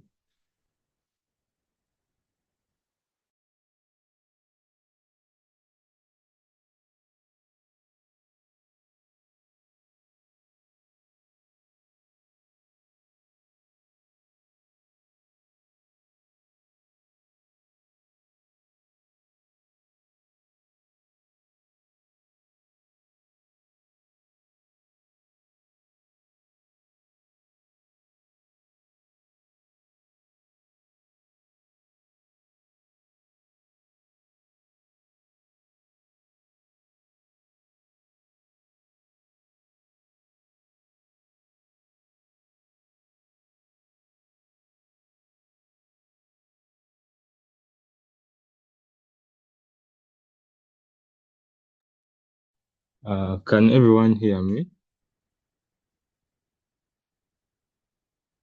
Yeah, I can hear you right now. Okay, it's okay. Good morning. Morning. How are you? Okay. Let me see how to go to the next page. That's right. Let me see. Kalzi.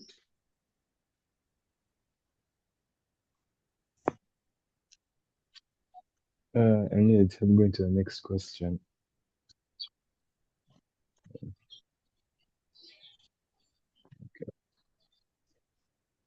Okay. So now we are going to have 4 sine theta plus cos sine theta equals 2, and are required to prove that identity there. Now, everyone knows that cos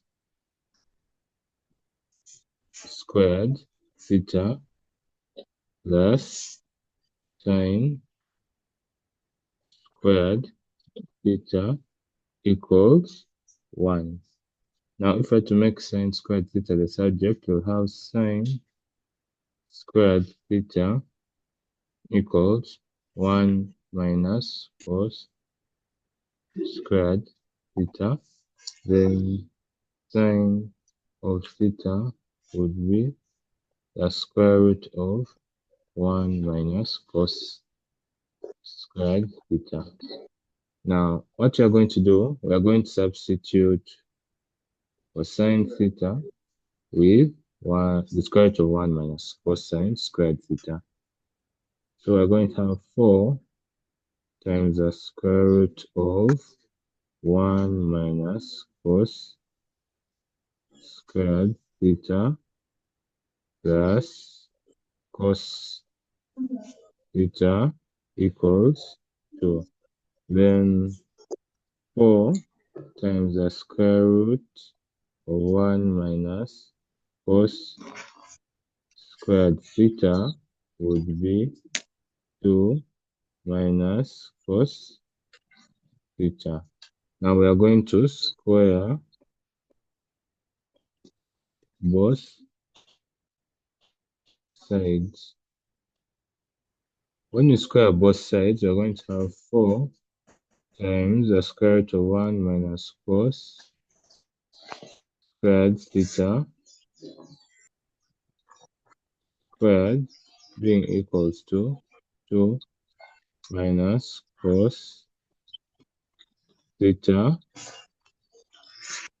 squared. So this left hand side would be 16 then times 1 minus cos squared theta. Now how we are going to interpret this right hand side? I think everyone here knows this triangle, Pascal's triangle. If I had to have this, yes, No. yes, okay, but it's something we do in binomial theorem. Simply show that a plus b squared will be a squared plus 2ab plus b squared. Now, what we are going to do here, we are going to, even if it's a negative, we are going to take this as a plus negative of b squared, which would be a squared plus 2a negative b plus negative b squared, which would be a squared minus 2ab plus b squared. Now, what you're basically going to do, we are going to compare these expansions and see these are similarly related things. So now, instead of opening up everything and cross multiplying and expanding, we're just going to fill in with these constants here and proceed, which would just be equivalent to expanding this whole thing at once.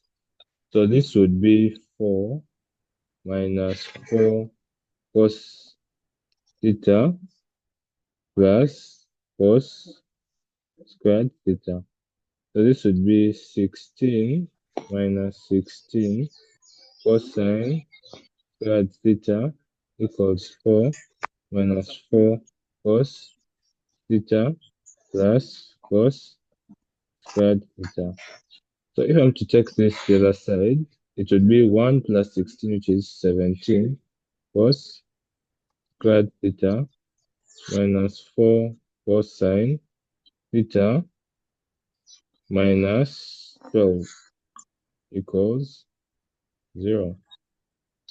Now, everyone realize that this is our quadratic equation of the form ax squared plus bx plus c equals 0.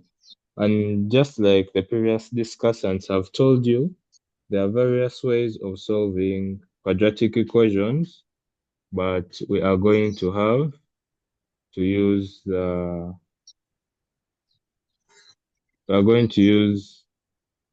quadratic formula.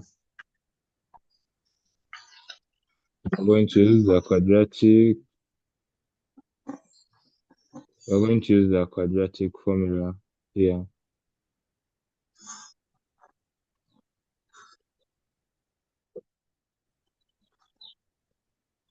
So now we are going to have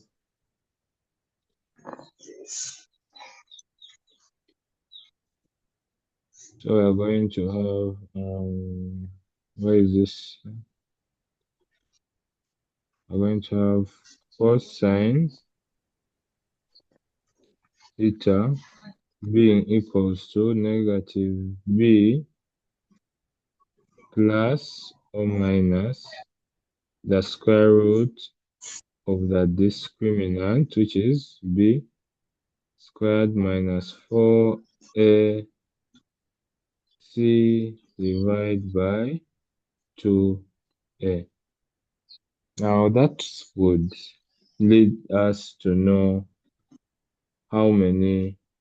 what terms are we dealing with and how are we going to cater for which specific constants are supposed to be placed in which particular part of the quadratic formula. So that's what next step we are going to do. Now I'm just clearing up a lot of space so that we have enough room to work with so that everyone can follow. Okay. So now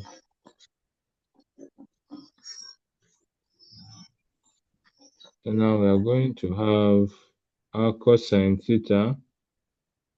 From that quadratic equation, we had our b as -4, but a negative of a negative becomes a positive. So that will become 4 plus or minus the square root of -4 squared minus 4 times the value of a, which is 17, times the value of c, which is -12, divided by 2 times 17. Now what we are going to do, we are going to compute those values. We're going to compute those values and see what we have. So this would be 4 plus or minus the square root. I'm having 16 plus, this is, the negative would multiply with this negative to give a positive. That's why I'm having 16. No, that's why I'm having a positive, not 16. The negative would multiply the negative to give a positive. So we're going to multiply the 4 by the 17 and by the 12 to give us 816. Then this is, oh, sorry. Sorry, let me see how to do this. Wait. Okay. This is supposed to be underlined properly and how this is divided by 34. Now I'm going to go to the next step, which is going to deal with erasing. And first remove all of these and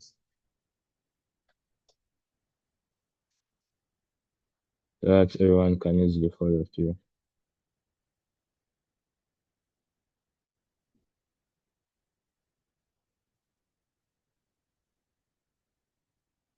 So we are going to have cosine theta equals to 4 plus or minus the square root of 816 plus 16, which is 832 divided by 34.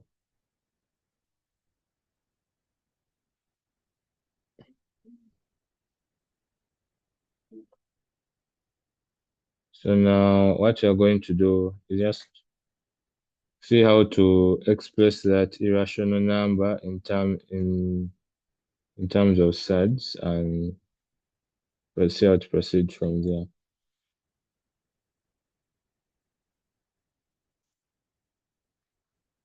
Now you have your, this is going to be your 4 plus or minus. Now if you're to express this in terms of many factors, 832 can be divided by 8 to give you 104. but still 104 can be divided by 8 to give you 13. So I'm going to write 832 as the product of 16 and 13. Then this should all be divided by 4. But the square root of, no, actually divided by 34, sorry. But the square root of 16 is going to be 4. So I'm going to have, actually this is supposed to be 64, sorry. This is supposed to be 64. This is a slight correction. That's supposed to be 64. Now this is going to be 4 plus or minus the square root of 64, which is 8. So I'm going to have 4 plus or minus 8 times the root of 3, no, times the root of 13 divided by 34. Now after that, it's just one step and we are at the answer that was required, which would just take us to that final. So we're just going to have cos theta. We're dividing through by 2. So we'll have cos of theta equals 2 plus or minus 4 times the square root of 13 divided by 17. And this would be what you have. So I'm going to go through the questions and see what people wanted to. Sorry. So probably you got confused. You're saying probably it also was confused, but now it's okay. Let me look at these other three ones. Okay. Okay.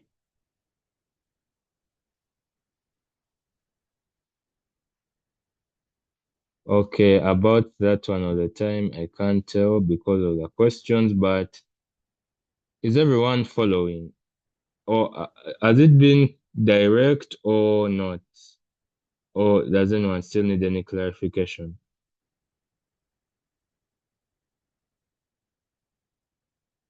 Is he has is everything good? Sir, Yes, please. could someone use another method like could someone apply T formula? I don't know. T formula, that is if you are still, let me first finish this. Wait, where is it? Let me first do this here. Okay. So now someone's asking if we can use the T formula. Now for the T formula, if you wanted to maintain the cos at the end, you know that for the cosine, it's 1 divided by T squared, 1 plus T squared. This would be equal to cosine theta, but still you'd need to find a way of being able to maintain this till the very end, then relate this to the cosine theta. So I wouldn't advise using T formula for this because it's very bulky when you try to expand and again compress things, even basing off the calculations. Unless you're restricted to use the T formula, I wouldn't advise you to use it because it takes a lot of time. So it's better to use the basic approaches like probably sine squared theta, which is the first identity, plus cos squared theta equals 1. Because even for calculations, the T formula takes quite some time. Now, to Singura has raised the hand. Let me have a look. Yes, please. To Singura, yes. Sir, I've asked already. Thank you. Okay. Okay. So I assume that there are no more questions. Or before the next discussion comes, are there any other questions on this? Because the idea was expressing the sign in terms of the cosine, which was basically doing this. This was majorly what the question was testing. If you knew this identity, then after testing this, it would be forming a quadratic equation in terms of in terms of the cosine, then solving that quadratic equation by using completion of squares or factorization or the bulldozer or quadratic formula. So I think, yeah, that would be it for that question. So the person for 7 is going to come. Oh no, not 7. We're going to go to 8. 8. Buzigi is 8.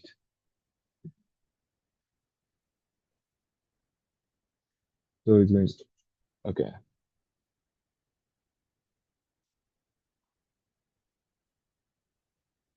Okay.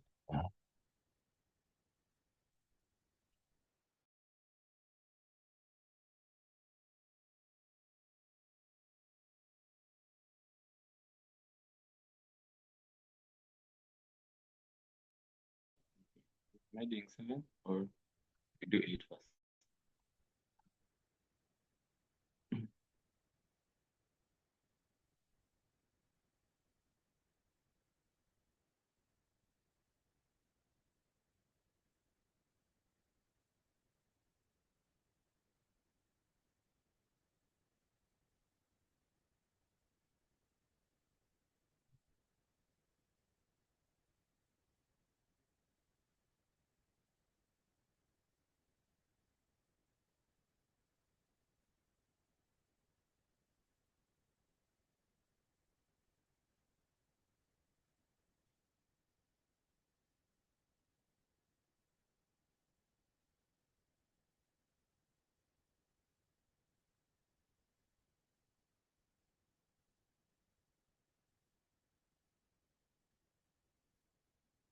Right. Let's do question 7. Can you all hear me? And can you see my screen? Yes. Right. So question 7, we are given if A cos theta minus B sin theta is equal to C. So prove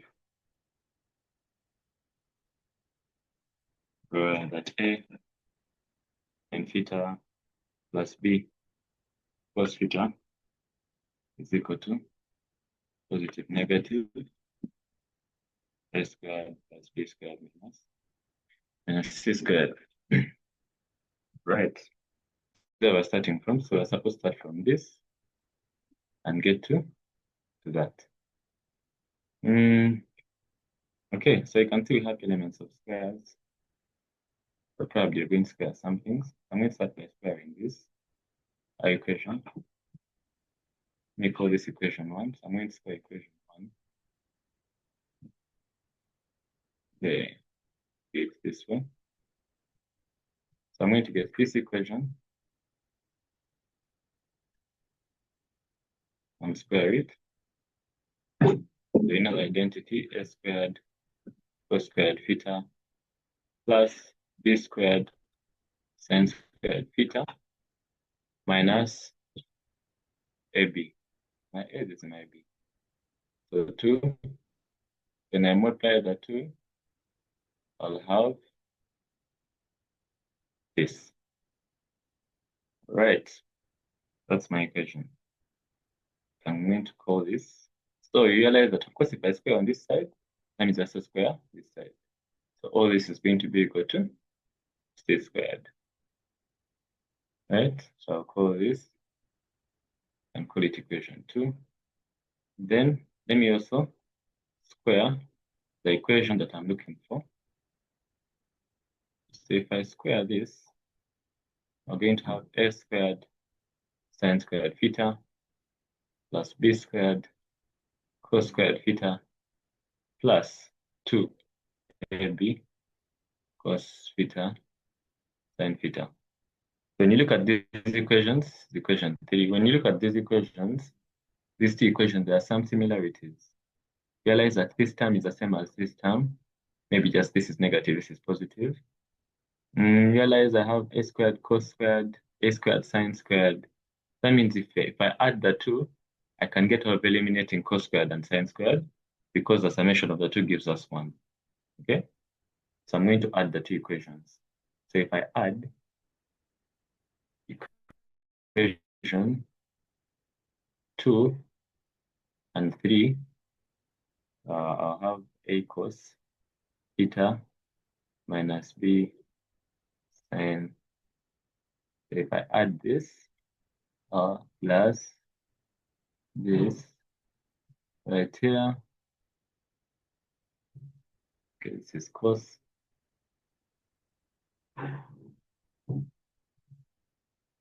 theta squared. So if I add, so here we'll have a squared. I'm adding this part of the, I'm adding this part, so a squared cos squared plus a squared sine squared. I factorize out what is common. And we need this. Same thing with the b squared. Factorize out what is common.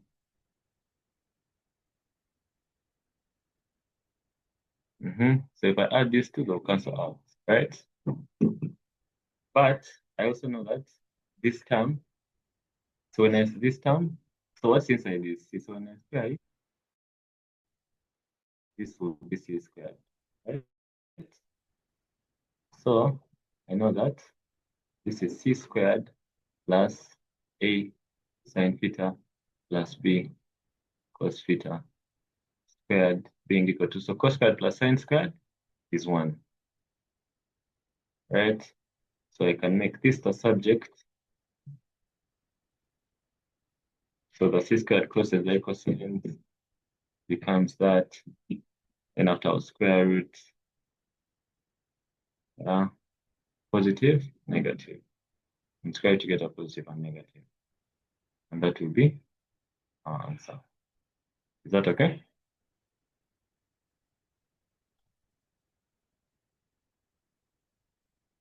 Any questions? What was the essence of squaring the left hand side? What was the essence of squaring? The proof, yet we wanted, like, okay, now I see it. Sorry, thank you. All right, I think we get it. Yeah. If there's no other question, I think we can move to the next question. Thank you.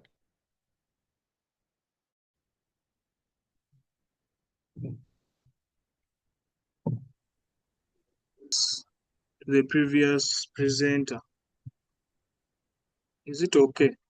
Because it went off when. Hello? Yes, I'm on. Please ask your question.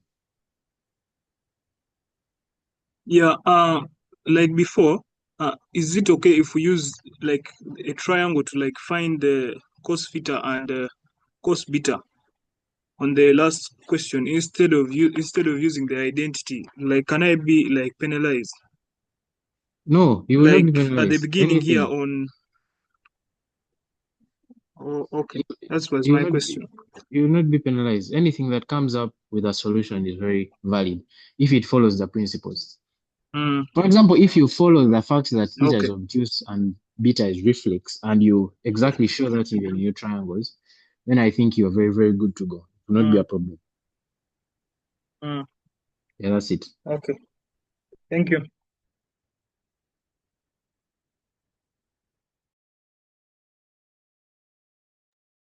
Isaac, please proceed. All right.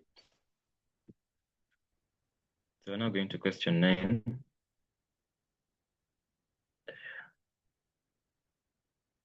Question 9. Can you hear me well?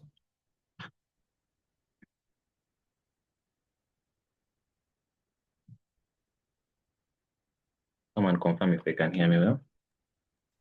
Yes. Nice. So question 9 says David passes through Kampala.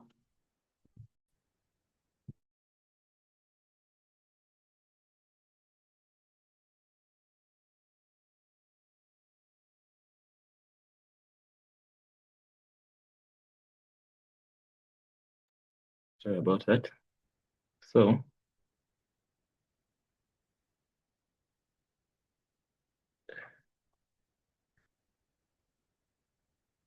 okay, someone else is going to handle the question. Let them share their video.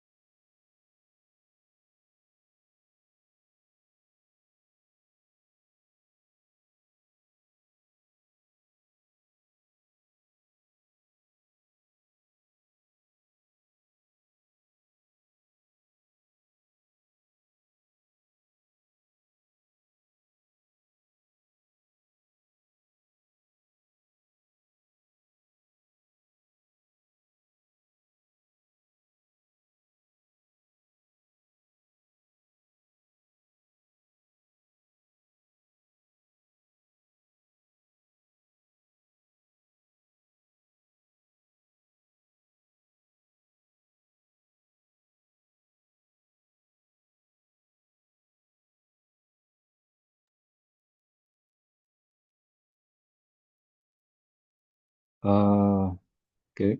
Good afternoon. Is it? No, it's still good morning. Yeah, so okay, so number 9. The question says David passes through Kampala.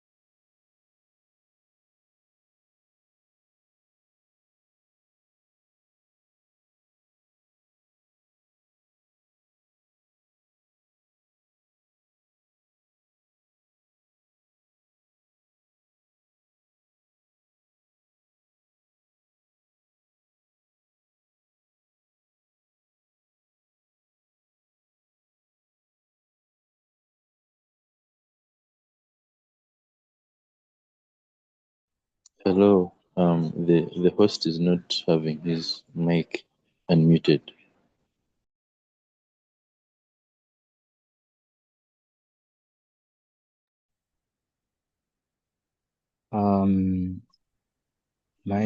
So can everyone hear me again? Am I okay?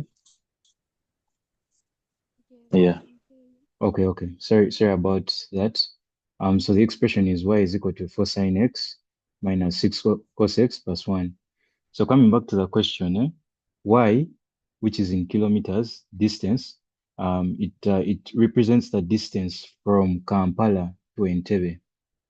That is key for us. Represents the distance from Kampala to Entebbe. And part A is asking us to find the times when he's in Kampala.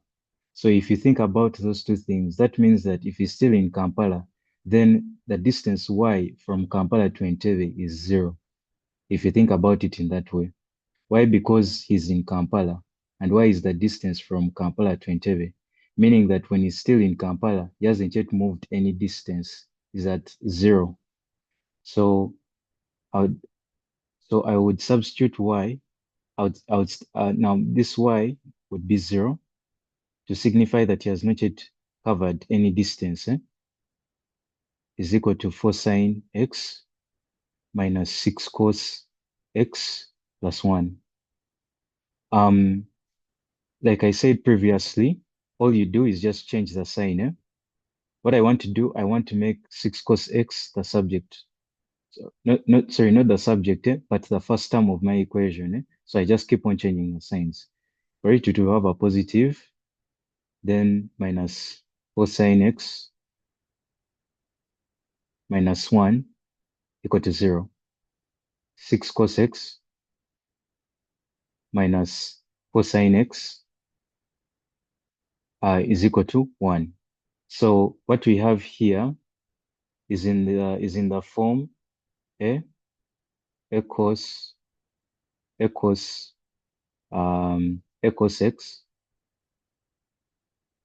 a cos theta plus b sine theta. And anything in this form can be subjected to the R formula. So the R formula we're going to use here is the expression R cos into x plus alpha. Why plus? Because when I open this, 6 cos x minus 4 sine x, this will be equal to R cos x cos alpha minus R sine x sine alpha. Then equating like terms, this gives me 6 being equal to, now you compare what you do here, this step, compare the coefficients of cos x. So 6 compared with 4 is equal to R cos alpha. Whereas 4 is equal to R sine alpha.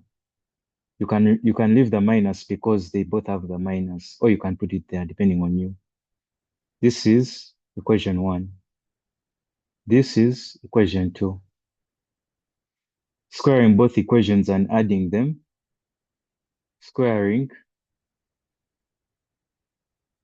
and adding both equations.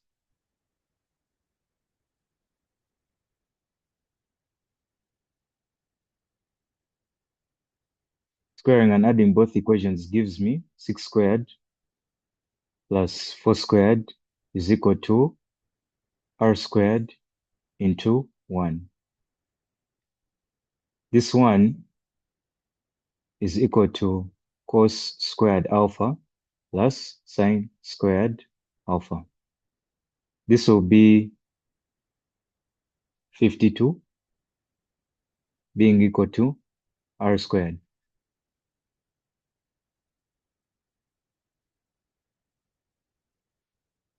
R will eventually be equal to the root of 52. Then equation 2 divided by equation 1 gives me tan alpha being equal to 4 over 6. Alpha will be equal to the tan inverse, which gives me about 33.69 degrees. If I make a mistake with any number, like any answer like this one, for example, just inform me and then we put it in. But this is what I got. So I have 33.69 degrees. So 6 cos alpha, sorry, 6 cos x minus 4 sine x will be equal to the root of 52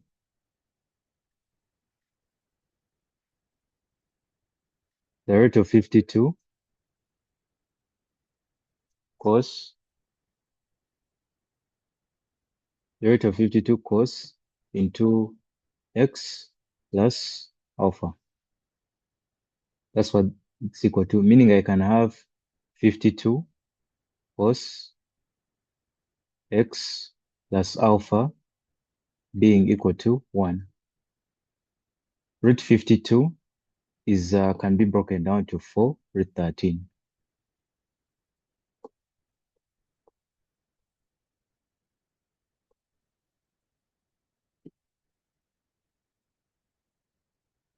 Let me just clarify that. Yeah.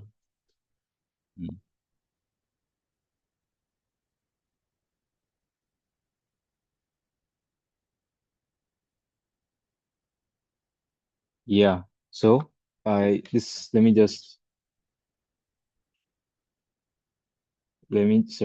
correct this. This is 2.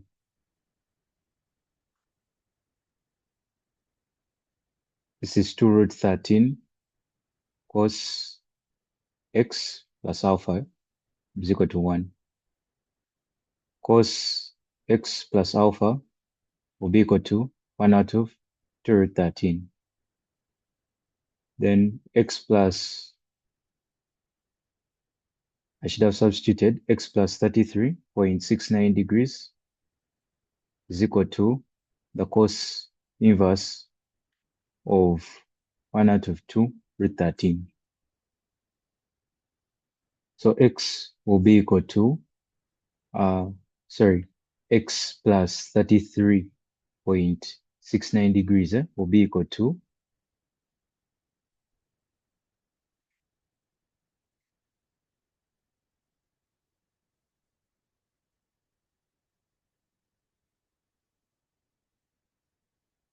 that gives me 82.03.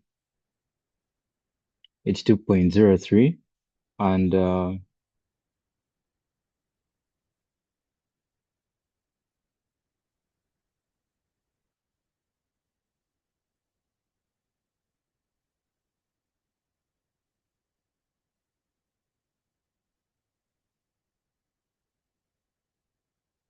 sorry for the delay, and 277.97. These are degrees.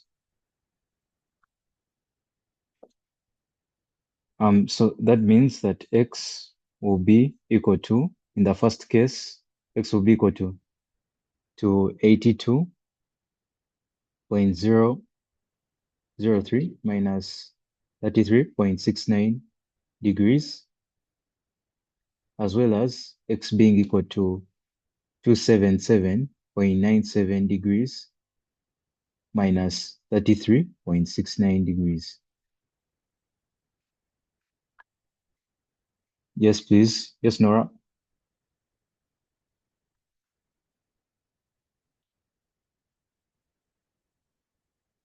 You can unmute. So this one is 48.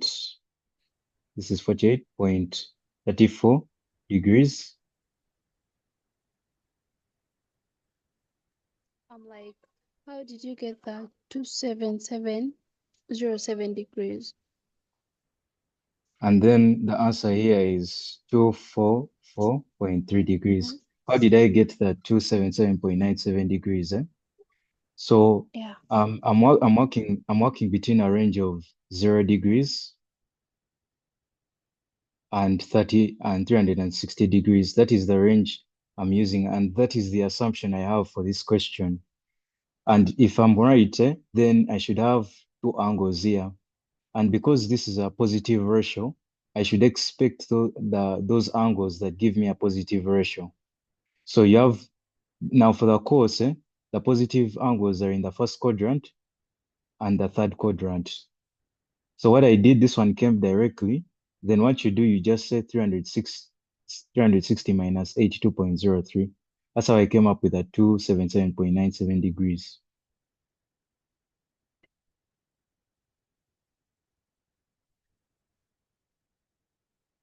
Okay, so moving on. So now we have values of 48.34 degrees. This is 48. And we have 244.3 degrees. Yes, so those are the values we have. Now, the expression is y is equal to 4 sine x. So wherever they put a trig ratio on a number, then that number is an angle. So the x that we're trying to find, we found angles, but the question wants times when he's in Kampala. Even the remaining questions wants times. So now the interesting thing here that you have to do is change these degrees to time. You have to find a way of changing them to time. And that's very simple. 60 minutes is equal to 1 degree. 60 minutes is 1 hour. So meaning that 1 hour is equal to 1 degree. So meaning that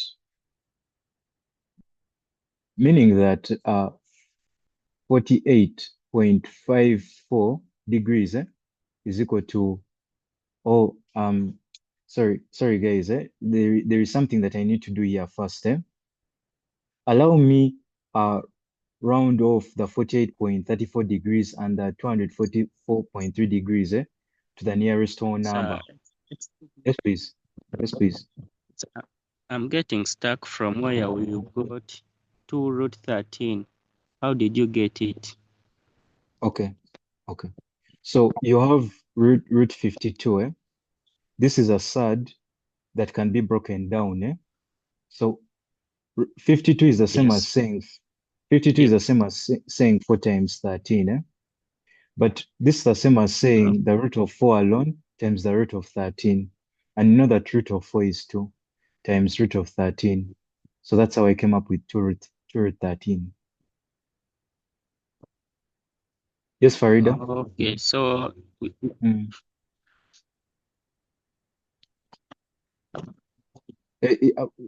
Farida, first hold on. So the other guy, the one who asked the question of root 52, have I answered you or have I been able to I answer? still need some explanation. I'm still getting stuck. On still root 52, Yes, sir. But okay, let me just ask, but have you understood what I have done? The different steps that I have put. So For where that exactly so where exactly is the confusion with root 52?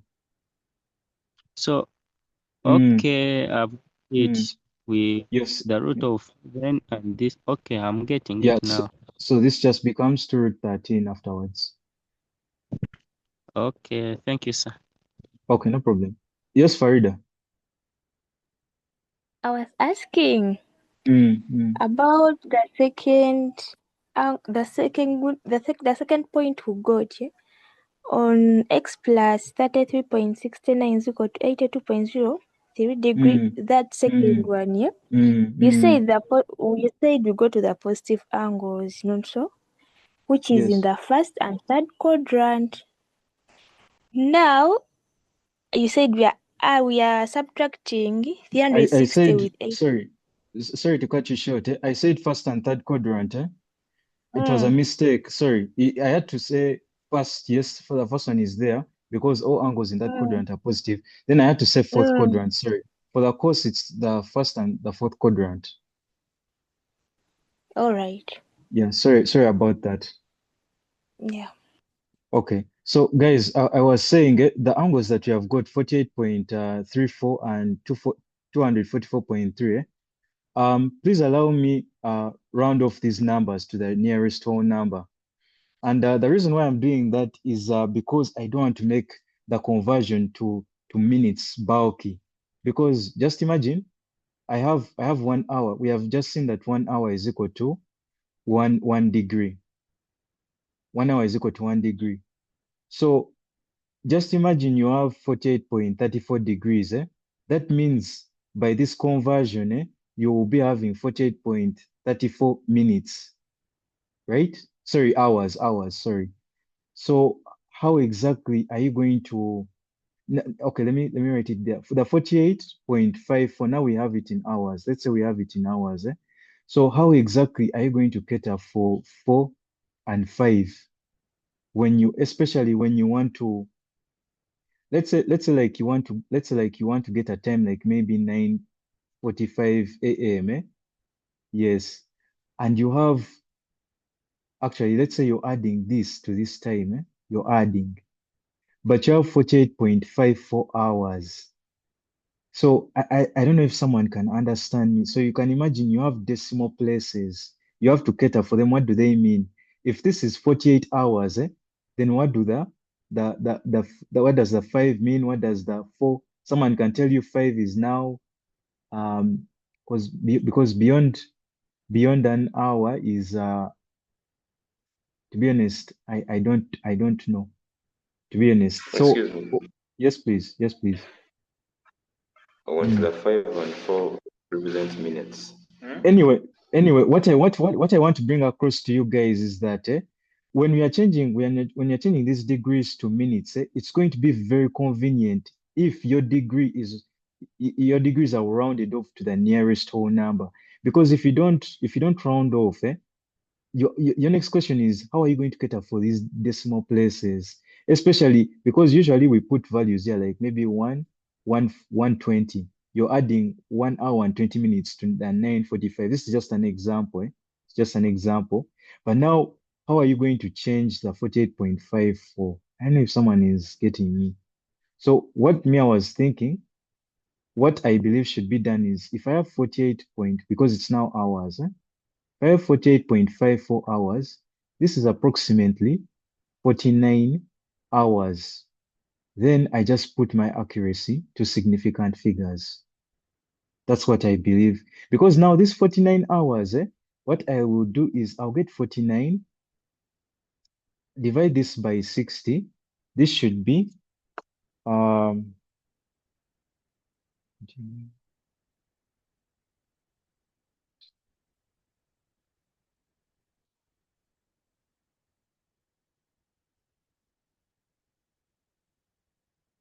okay, so sorry, let me first erase this.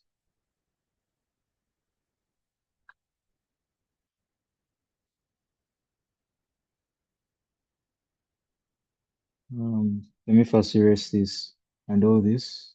Let's erase this.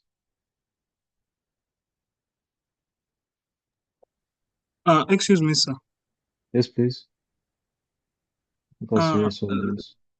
like why are we rounding it off to 49 and yet here down like we got the value of x as 48.34, not 48.54. Sorry, that was a mistake on my side. It's 34. It's 34, sorry. So to continue, 48.34 degrees. I'm approximating this to 48 degrees to significant figures. That's my accuracy. So allow me approximate this. I've told you the reason. These decimal places will disturb you in your conversion. So you round off to the nearest whole number, but then you specify your degree of your accuracy. I've rounded off to two significant figures or to the nearest whole number, which is 48. So that means I have 48. Yeah, it's 48. That means I have 48 hours. Because here is the conversion, it's right there. If I have 1 degree, it's 1 hour. These are 48 hours. So now these 48 hours, I can convert them to minutes. And how do I do that? Is that uh I know that 60 minutes, sorry. I know that 1 hour is 60 minutes. So 48 hours will be 60 by 48. Yeah, 60 by 48. So 60 by 48 is 200, 2,800.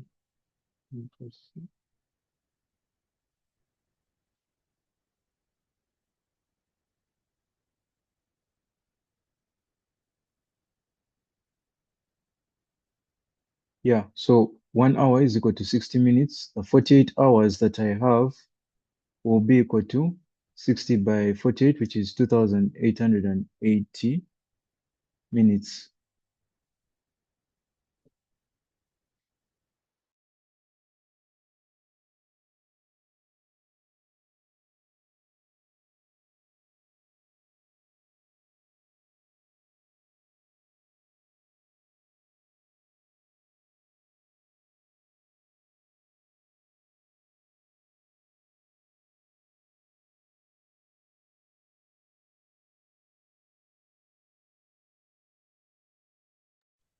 So I'm losing you.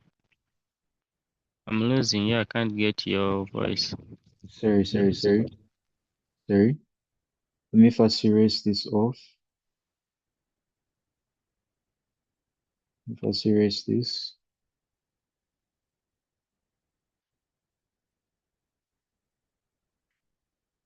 Let me first erase this.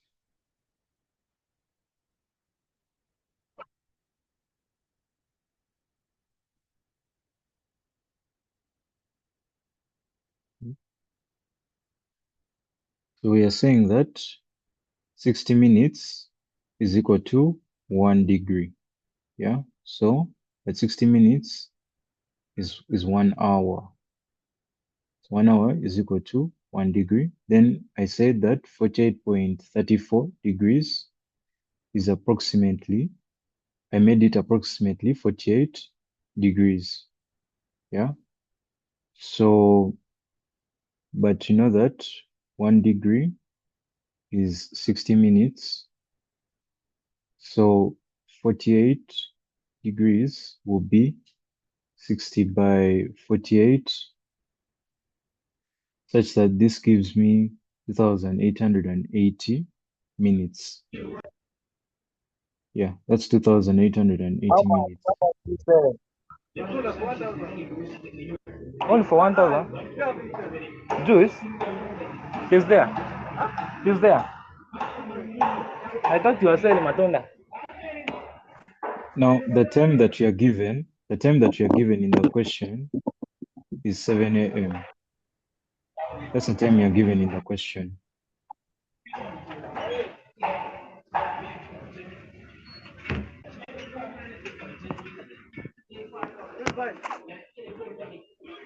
Could you repeat me?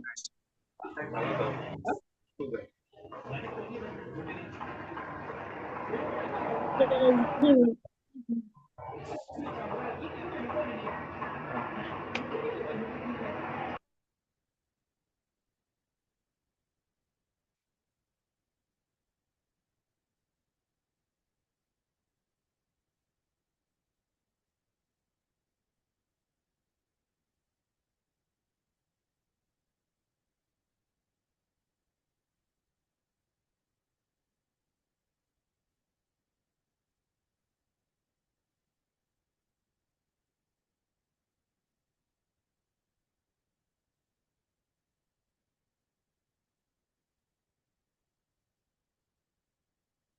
Okay, so what I have seen is sorry, let me first erase this off. Sorry. Let's erase all this off. The angles that you have gotten are correct. The angles are correct. And our working so far is also correct. It's right.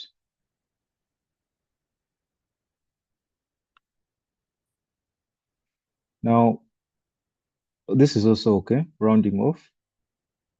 Now we have 48. Yeah, we have 48 degrees over. Now I think, okay, what I should have done, this is 48. What I should have done is say 48 degrees out of 60 degrees should give me, this is, if I'm to reduce that, 48 over 60 is 4 over 5 hours.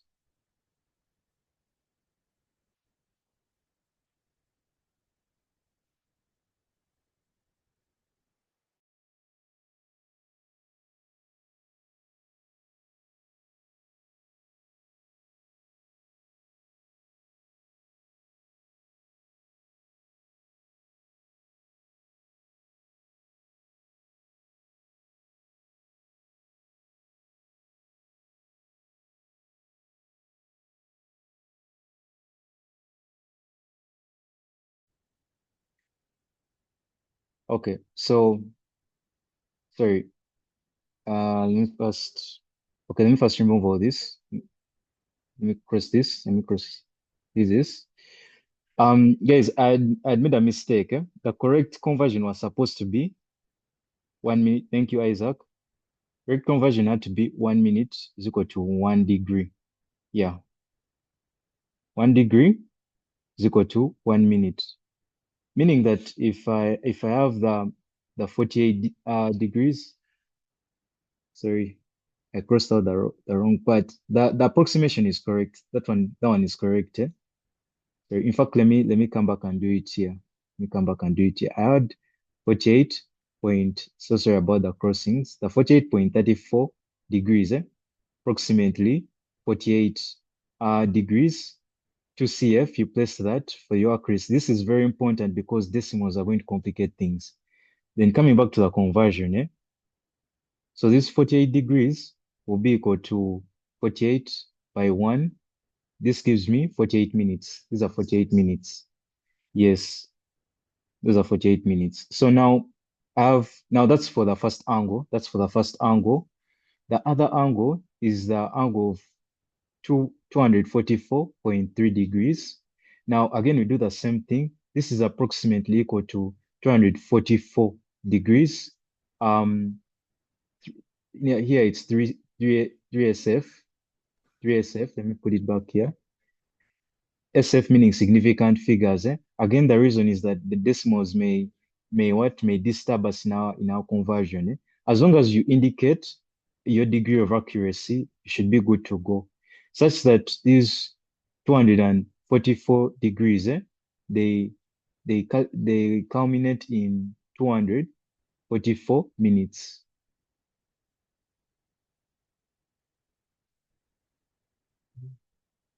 Yeah, 244 minutes. Okay. I'm going to go to the next page. So our values are 48 minutes and 244 minutes. So we have 48 minutes here and we have 244 minutes. That is what we have. The time in the question. So coming back to the question,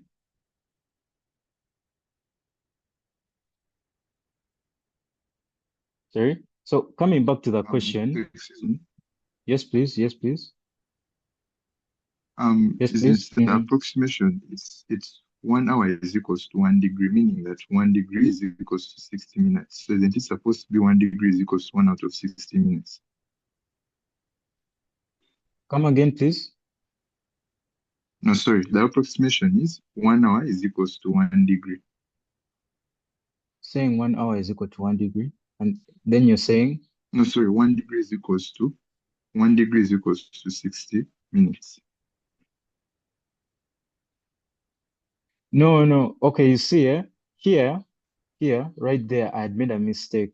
Someone corrected me and told my fellow colleague, he corrected me and told me that it had to be 1 degree being equal to 1 minute. Because now you see, if 60 minutes are equal to 1 degree, then that means 1 hour is equal to 1 degree. But now if you have like 48 degrees, so that means you're going to get 48 by 60, but this is all in hours. Is it? No, sorry, it's going to be, okay, if 1 hour is equal to 1 degree, that means you have 48 hours. But that's impractical according to our question and what we want. Yeah, I get you. You're saying that the 1 degree would be equal to 1 hour, yes, because the 1 hour is equal to 60 minutes. But now if you get 48 degrees, those will be 48 hours. And by the time we have been given is 7 a.m., that would be that word. Okay, it wouldn't make sense. So the right conversion, according to what my colleague told me, is that it had to be 1 minute is equal to 1 degree. Meaning that it is 60 seconds that give you 1 degree. All right, thank you. Okay. There's a question.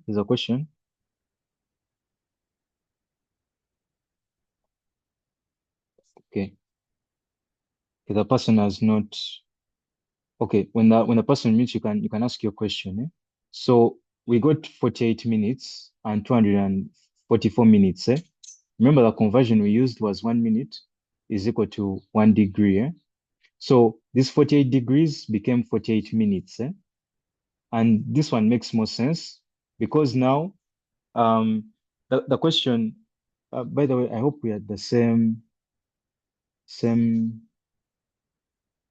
place. Let me just.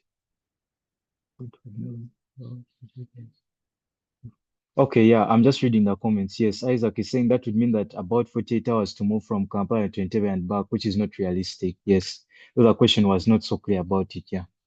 Okay. Yes. So 1 minute is equal to 1 degree. Then now we answer the question, times when is in Kampala. So what we do is we just get we get 7 a.m.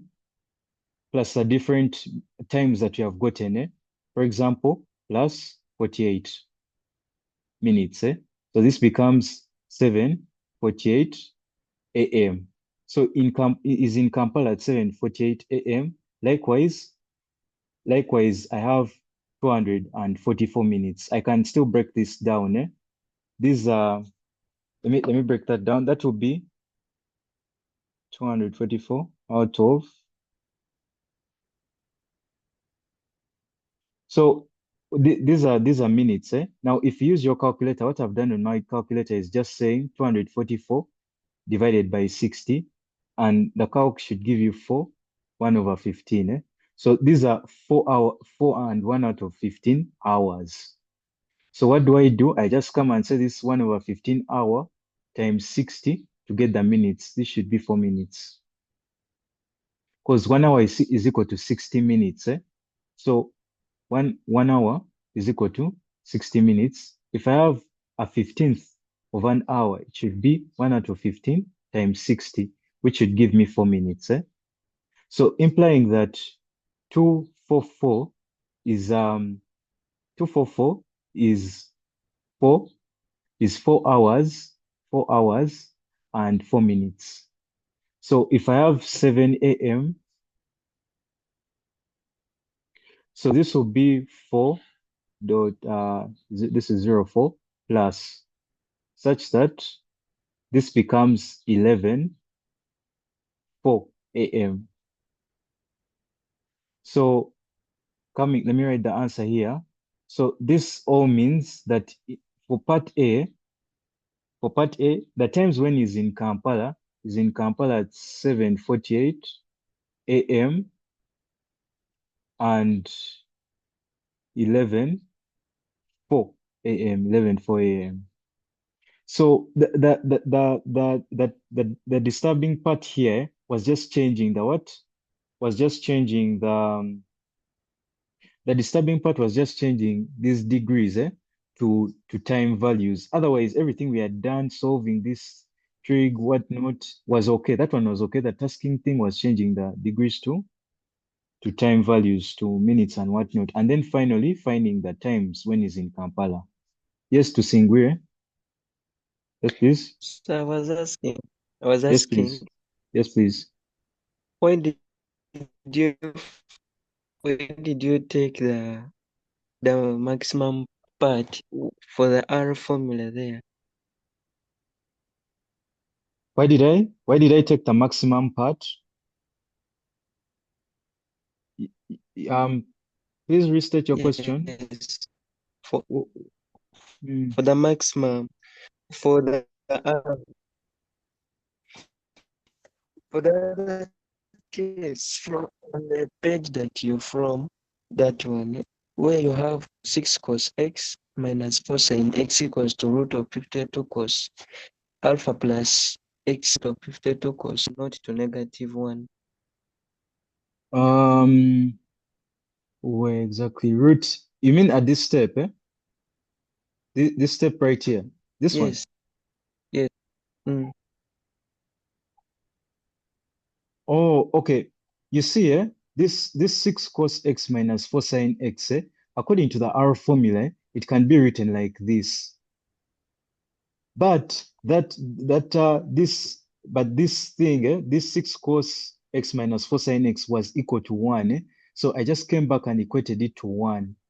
So I put 6 cos x minus 4 sin x in a different form, but the equation was always equating to 1. So I just equated to 1.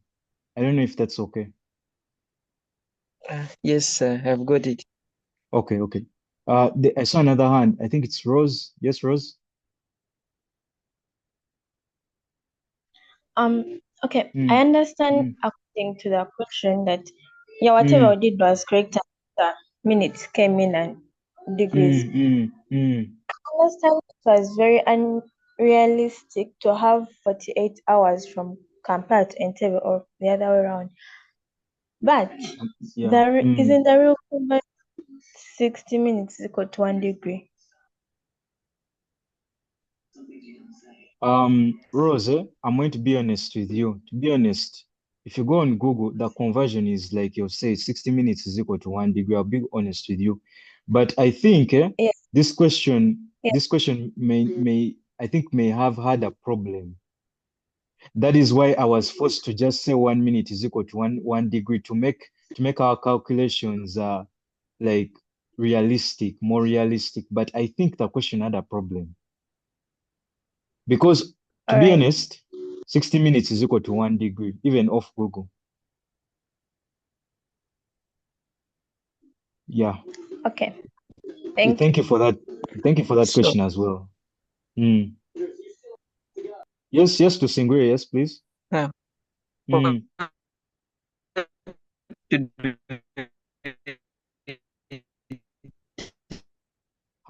You're breaking. Yes, please.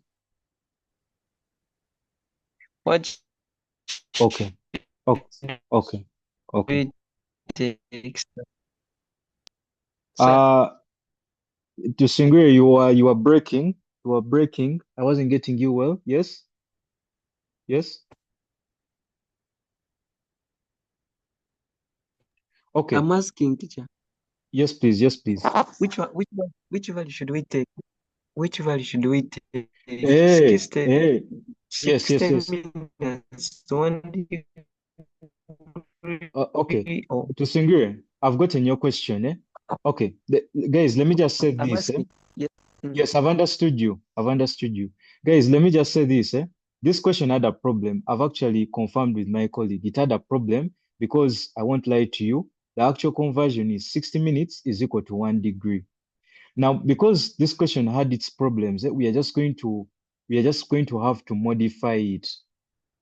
And the modification we made was saying that 1 minute is equal to 1 degree. The reason why we made this modification is to make our answers realistic. Because in the previous case, this one, we were getting 48 hours, but that is unrealistic according to the question.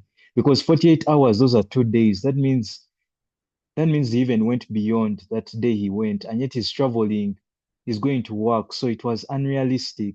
So I believe this question had a mistake, and we are just going to have to modify it in a way. But the core thing to understand is how such questions are attempted, because I've seen such a question like this before. These questions are normal, whereby you think you're only going to be working in with Trig, then you end up at one point whereby you have to convert your angles to time values.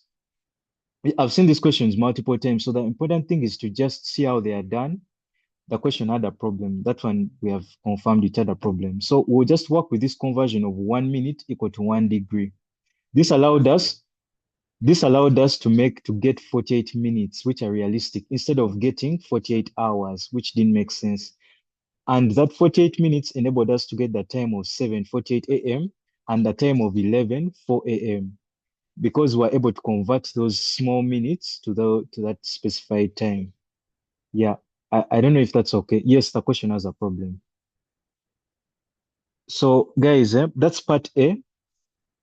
Now, guys, to save time, the approach that I've used is a similar approach you are going to use to part B. I'm going to show you how.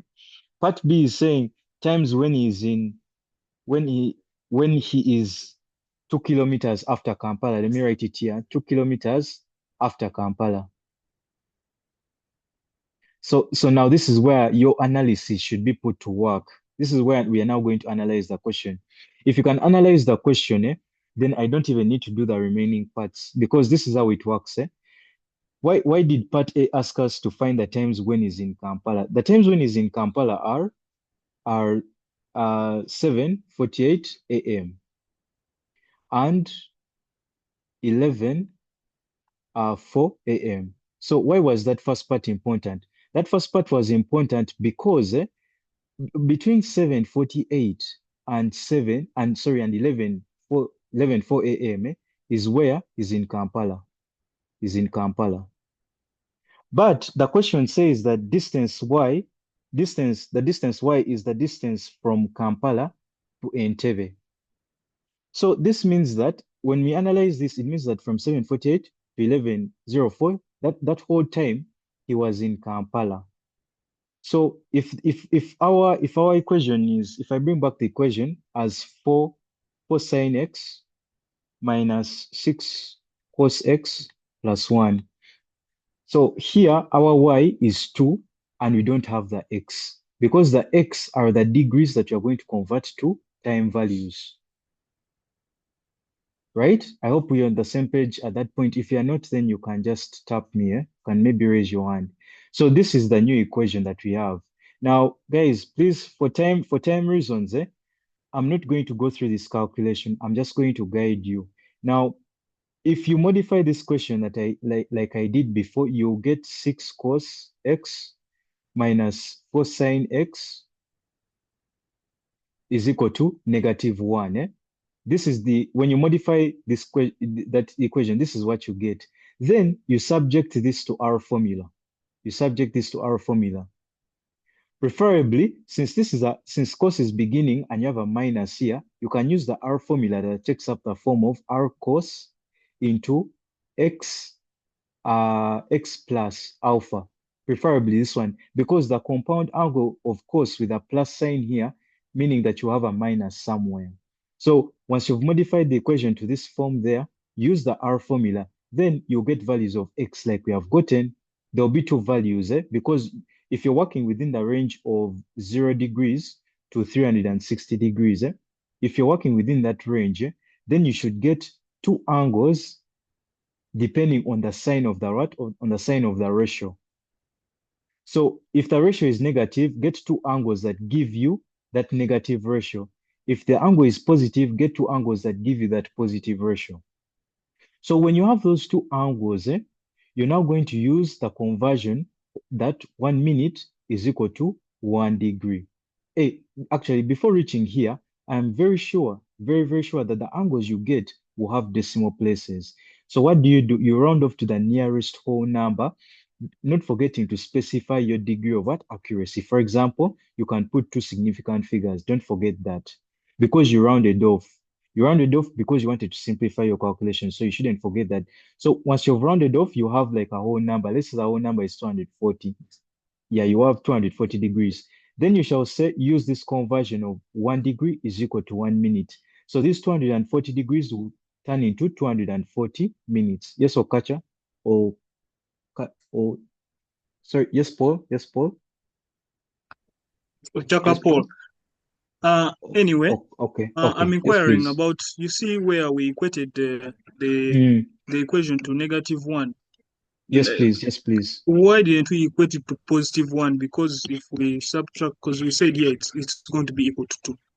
So when you subtract the 1, the other side will remain with what? With +1. Is it like that, or? Yeah, sorry, it's just that I'm rushing through to save time. I think it's a +1. Yeah, it is a positive. No. It's a negative. It's a negative because I've taken 6 cos x the other side, even 4 sine x the other side. Then I've brought 2 back to the side of 1, so it's a -1. It's a -1.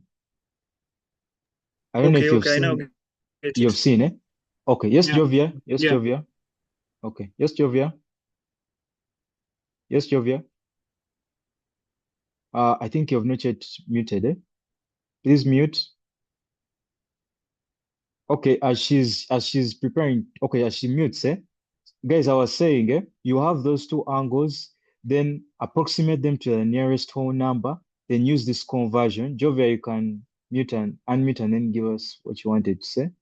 So you use this conversion of 1 minute is equal to 1 degree. So 240 degrees will end up being 240 minutes. So you do that for both angles.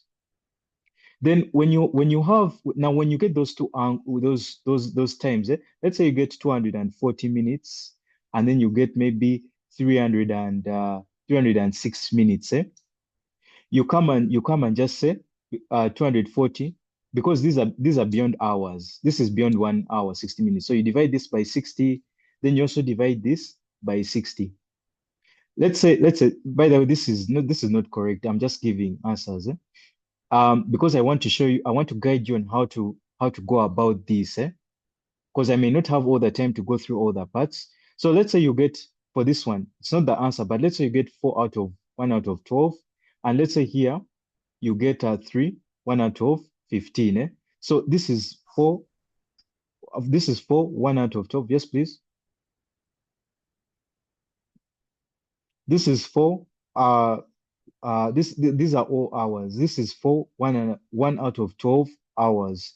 So you have 4, and then the conversion of a 12th of an hour, let's say it's like 0.3. So this is what you will have. Then for this one, it will be the same thing. This will be 3 hours plus the conversion of a 15th, of a 15th hour, of a 15th of an hour in minutes. Let's say it's like 0.5. So this is the times you will have. So now this is where it gets interesting. I just pray that part you guys have been able to get it, because you need to understand that part before you come here. Now the question says, that times when he is 2 kilometers after Kampala. After Kampala. Remember, I began by saying, I'm seeing something in the chat. Yes, please. Okay. What the question is?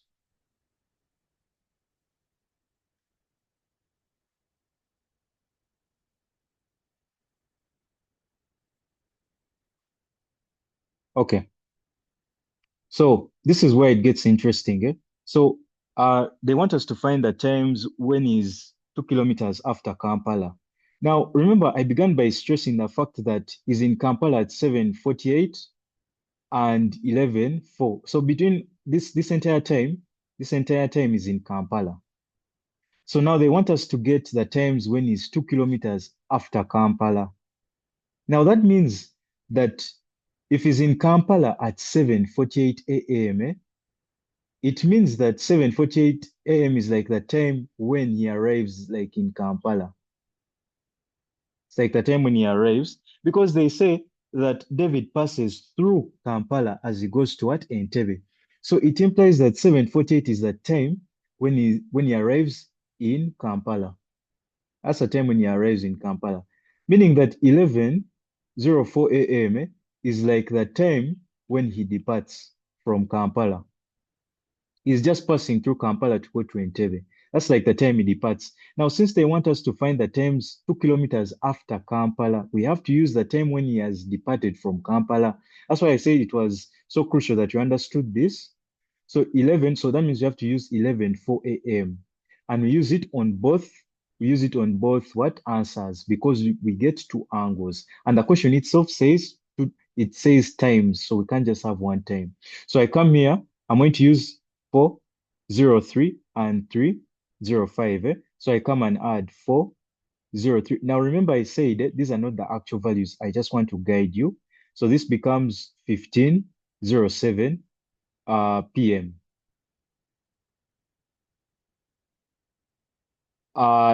Yeah, then also you do the same for here. So now those are the times you'll get. Now, guys, I'm summarizing. So then part C. So that's what you do for part B.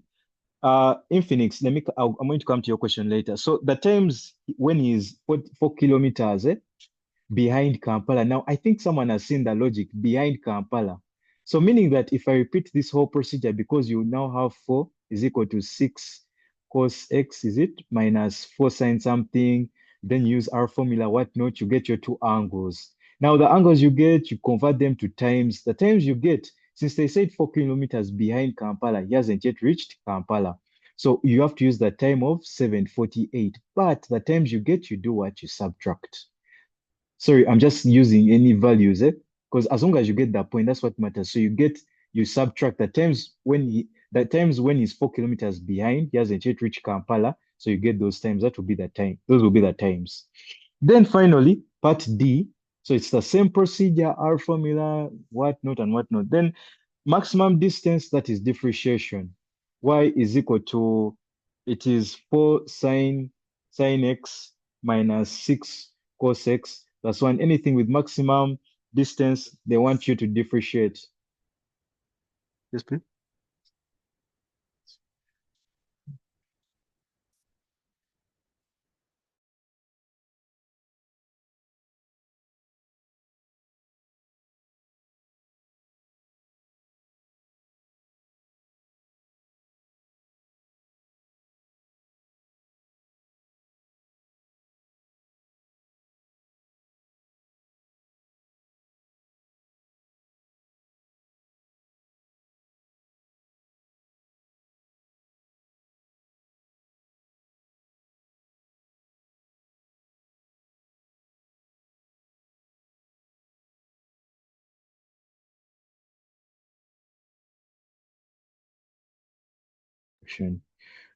Guys, sorry, for part D, we are not going to differentiate because when you differentiate, you're now going to velocity. Instead, what you're going to do, we are going to, like my colleague has corrected me, we are going to just maximize the R formula. So this Y, so this expression that we have, we are going to use our formula again. We are going to use our formula. And then whatever we shall get, let's say we get root of 52 cos into maybe into x plus, let's say our alpha is like 33 degrees. Yeah, plus is equal to, no, sorry, plus 1. This is plus 1. This is plus 1. So now, if you remember that thing of the maximum value of, okay, -1 less than cos x less than 1, and then -1 less than sine x less than 1. So this is what we are going to be using. So if they want the maximum distance, cos x is maximum, if cos x is maximum, that means it's equal to 1. If cos x is maximum, it's equal to 1. So whatever will be here, you replace it. For example, this cos into x plus 33, if it's maximum, then it will be 1. So that would be root of 52 times 1 plus 1. That would be root 52. This is just an example of what you need to do. It's not a real thing. So for part D, you just use the R formula again. Then you use that principle of negative of cos x is maximum at 1, minimum at -1. So whatever value has the cos in it, you just substitute the 1, then 1 times whatever is connected to it plus the 1, because the 1 is also there. And that's how you go about it. Someone had a question to Singwe, you had a question. Sir, Yeah. also, which means when we shall just substitute for the cos x plus 33, then we add the rest. You said that? We shall just substitute for the cos x plus 33 as 1. Yes. That whole thing is its maximum value is 1. If it's maximum, then it's 1. That whole thing of cos into x plus 33. If it's maximum, then it's 1. If it's minimum, it's negative. It's equal to -1. So you substitute for it 1 because they want maximum. Then root 52 times that 1, then plus this 1 also. Then you get the maximum distance. You can move after. Yeah. Okay, thank you, sir. Okay. Yes, Infinix. Yes. Yes. Yes, Yeah, good please. afternoon, sir. Yes, please. Part B, and the time I get, first I get 12:08 minutes. Then the second one is 14:52 a.m. But should I convert it to 12 hours? That thing of converting, or should it remain in 24? Hey, sorry. Okay, I should have stressed that. Sorry. If you have, because remember we have minutes, right? If you have anything Yeah. that is below 60, take it the way it is. But if you have things greater than 60, for example, that 240, it means that you've exceeded an hour. So that means you have an hour and some minutes. But if you end up with an answer of like 12, whatever, anything below 60, take it the way it is as minutes and then add it to that time of maybe 7 a.m. or 11 4 a.m. Yes. Hope that's okay. Okay. Okay. So it should remain 24 Yeah, yeah. hours like that. Okay. No, you said you had gotten 12 minutes. You said you had gotten I 12 got minutes. Yes, the time please. I have Mm, after mm, working it mm, out. I mm, did the mm. first one. Then the second one is 14 hours, 52 minutes. So I was asking that For should I leave it 14 hours and 52 minutes. Oh, you yes mean you mean after adding? You mean after adding? after adding? That is Like for what I example, get. after adding from 11 4 minutes, from the time of 11 4, eh? Is that what you mean? Yeah. Yes. So that so that 14 that you're having, that's 2 p.m. It's just in 24 hours. Considering a Okay. So I 24-hour, yeah. So that means that time after is 2 kilometers from Kampala is 2 p.m. It's just that 14 is 24 hour. okay, sir. Thank you, sir. Yeah, no problem. Yes, Samsung. Yes, Samsung. Yeah. Teacher, Mm, pardon on mm, the mm. part of maximizing. Where did the sign go? Sign X? No, so the range is the same for cos x and sin x. They are minimum at -1 and maximum at 1. They are both similar. Have I Oh, answered your question? Yeah, their range is the same. Minimum at yeah, you've -1, mentioned. maximum at 1. So you will just substitute accordingly. Okay, thank you. Okay. Yes, to Singwire. Yes. Sir, I was asking, for Mm, that mm, case of mm, the 24-hour clock system, mm, mm, is it mm. also right or have to first bring it back to 12-hour system? I No, don't know. no, it's okay. It's okay. That the examiner would, if you have 1404, just make sure you put PM or AM, because for the 24-hour clock Mm, system, you're working with hours. So actually no. You bring it back to the 24-hour. So you bring it back to the 12 because these 14 are hours. They are hours without units, AM or PM. So if you get to 14.04 hours, then what you do, this becomes 2:04 p.m. Yeah, you change back to 12. Change back to 12. okay. Then you'll be able to Mhm. put the PM or AM accordingly. Mm. Yeah. Now, which means Mm. that on your penalized. Yeah. Okay. It's okay. Are you penalized when you use that? No, you're not. You're not. In I'm fact, if asking, you teacher. answer, you're not. In fact, if your answer is 1404, it's okay. Just endeavor to put PM because now this signifies 2 p.m. in 12 hour. In 12-hour clock system. Mm. So just put the PM just in case you've forgotten to convert back to 12-hour clock. Okay. Mm. Do we put those semicolons between the hour and the... Yes. For example, 14, put a colon. Yeah. You have to put it there as zero. It's very important. Please do so. Please do so. Yeah. Mm. So guys, I beg to stop here. Thank you for your time. Thank you for your patience. Um, just watch the video. I'm Much sorry I stuff had to rush teaching you. us. Yeah.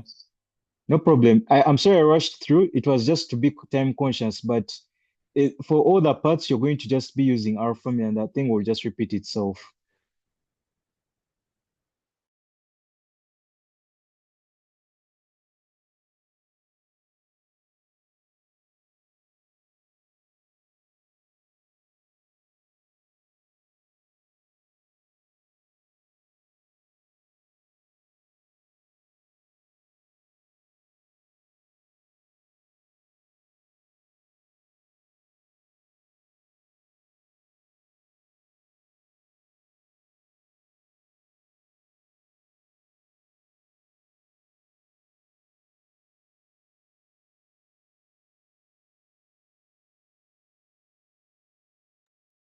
Uh, Hello everyone, good afternoon.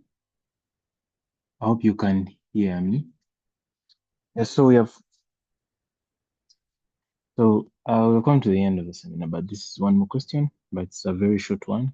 So we're going to go through it really quickly. It's an application of our formula.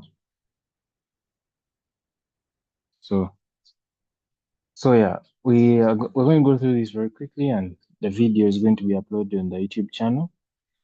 Then, yeah, if you haven't been in the groups yet, the links were already shared in the chat. You can join. There's also a form, a feedback form that would allow you to fill to let us know how the seminar was, and to help us to plan for the next ones. Then we shall also, we also have a YouTube channel whose link is going to be shared, and you can subscribe and go through the content that's there, because even the video is going to be uploaded there. Yeah, so let's go to the question. A construction company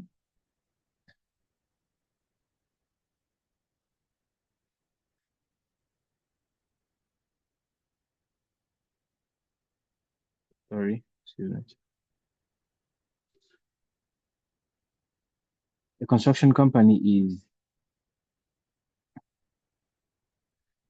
construction company is building a ramp to make a building accessible. Two ramps are used to move from one floor to the next. Each ramp rides vertically along the width of the building and at an angle of inclination x to the horizontal, and has a width of 1 meter. The company uses the function this to determine the angle of inclination of the ramp to the horizontal, where the function is equals to 8 cos x plus 15 sin x. That means the maximum value of x, and the value of x in the range 0 to 360 degrees, for which f of x is 0. Now, of course, we can get to choose the relevant information here. What do we see? We see that we have a function f of x being equal to 8 cos x plus 15 sin x. Yeah, and this function is one we're using to determine the what? The angle of inclination. Yeah, but then, of course, the way the question is presented is just helping us to, help us appreciate the use of some of these concepts that we learn. So you may not bother much about the content that's up there, but then if you would love to understand it, I think it's upon you to read more about it. But then the question, the way it's presented, is just helping us understand or appreciate the use of the concept. So they want us to determine the maximum value of f of x.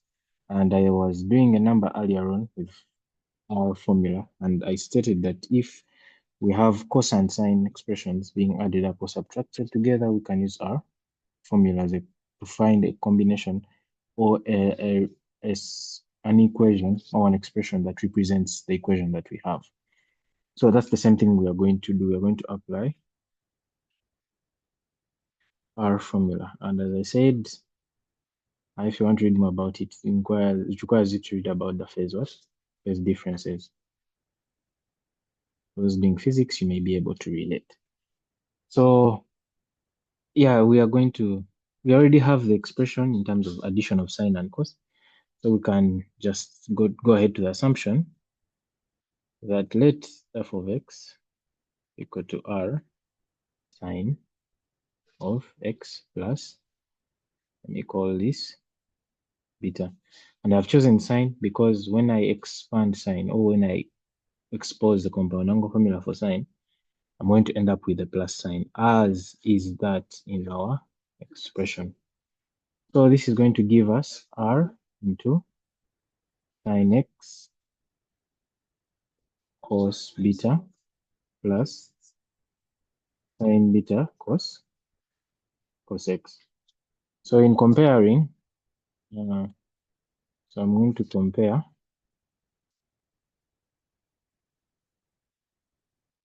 1 and star. We're going to find that r cos of beta is equal to 8. Sorry, is equals to 15.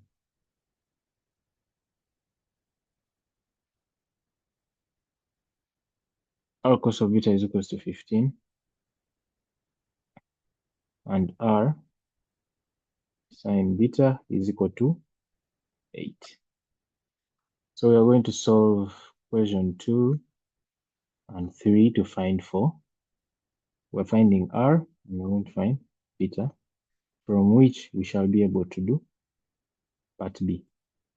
Now, to be able to solve for r, we can just set and state that equation 2 squared plus equation 3 squared has to give us r being equal to the square root of 8 squared plus 15 squared, and r is equal to 17, and that is to be our maximum value. Yes, Farida, you have a question?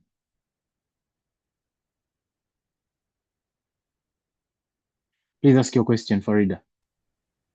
I was asking, while comparing R cosine beta, we are going to use 8.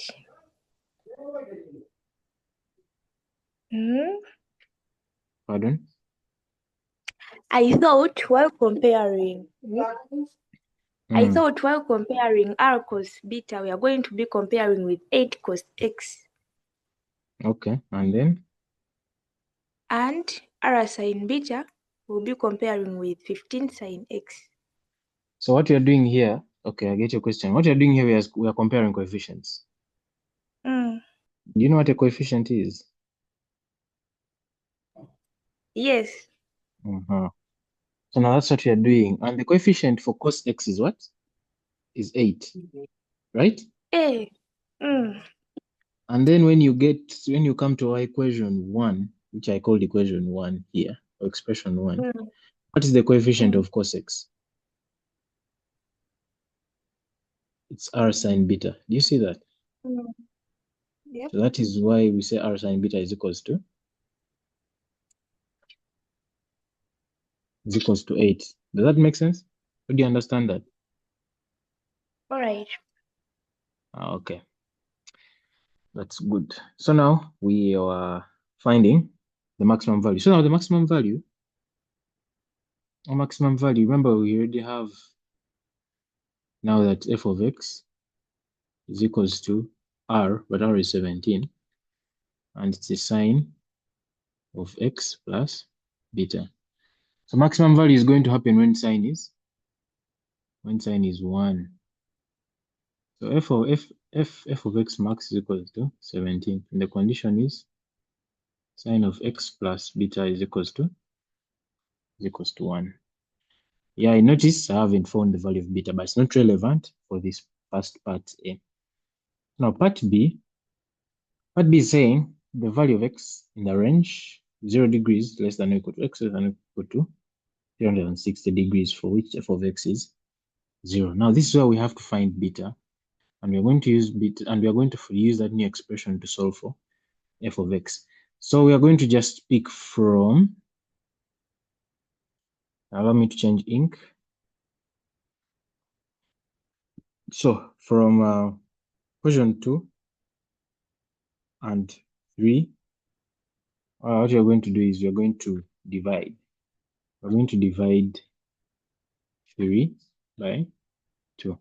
When you divide equation 3 by equation 2, we have sine beta. This is r sine beta is equals to 8. This is r cos over r cos beta. This is over 15. And this implies that tan of beta is 8 over 15. For which beta, which is the tan inverse of 8 over 15, is equal to 28.07. You can help me confirm that. 28.07. Now, this implies that our f of x is equal to 17 sine of x plus 28.07. But we are solving it for x is what? For f of x equals to 0. So that's our expression there. So now this means that, yeah, we could divide through by 17. And when divided by 17, we end up with sine of x plus 28.07 degrees equals to 0. So let's find the acute angle corresponding to its sine being 0. So acute angle is the sine inverse of 0. And there we have 0 degrees.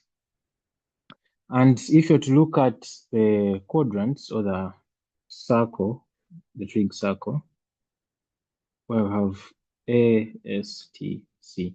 This is the first, this is the second, this is the third, and this is the fourth. So we are seeing that our acute angle is 0 degrees, and our 0 degrees can either be in the first or in the second. You get, or it can be anywhere, but it's along this line, this horizontal line here. So you can have angles from 0 to, so our angles, so let me just change ink here. So we have that. We have that x plus 28.07 degrees can be 0 degrees, can be 180, can be 360. 360 degrees, because these are all valid for sine of an angle being 0. Now what we're going to do is we're finding x. So x is equal to each of these angles minus 28.07. So x is equal to negative 28.07, then 151.93 degrees, and then some calc.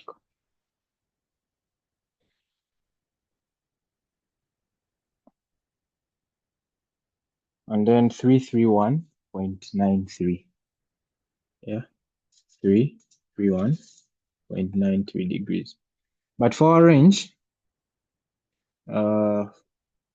x being between 0 and 360 degrees, we have that x is equals to 151.93 degrees and what? 331.93 degrees, and that will be our answer. Are there any questions?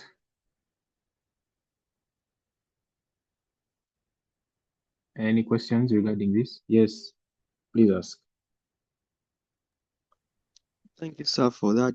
I have a question here.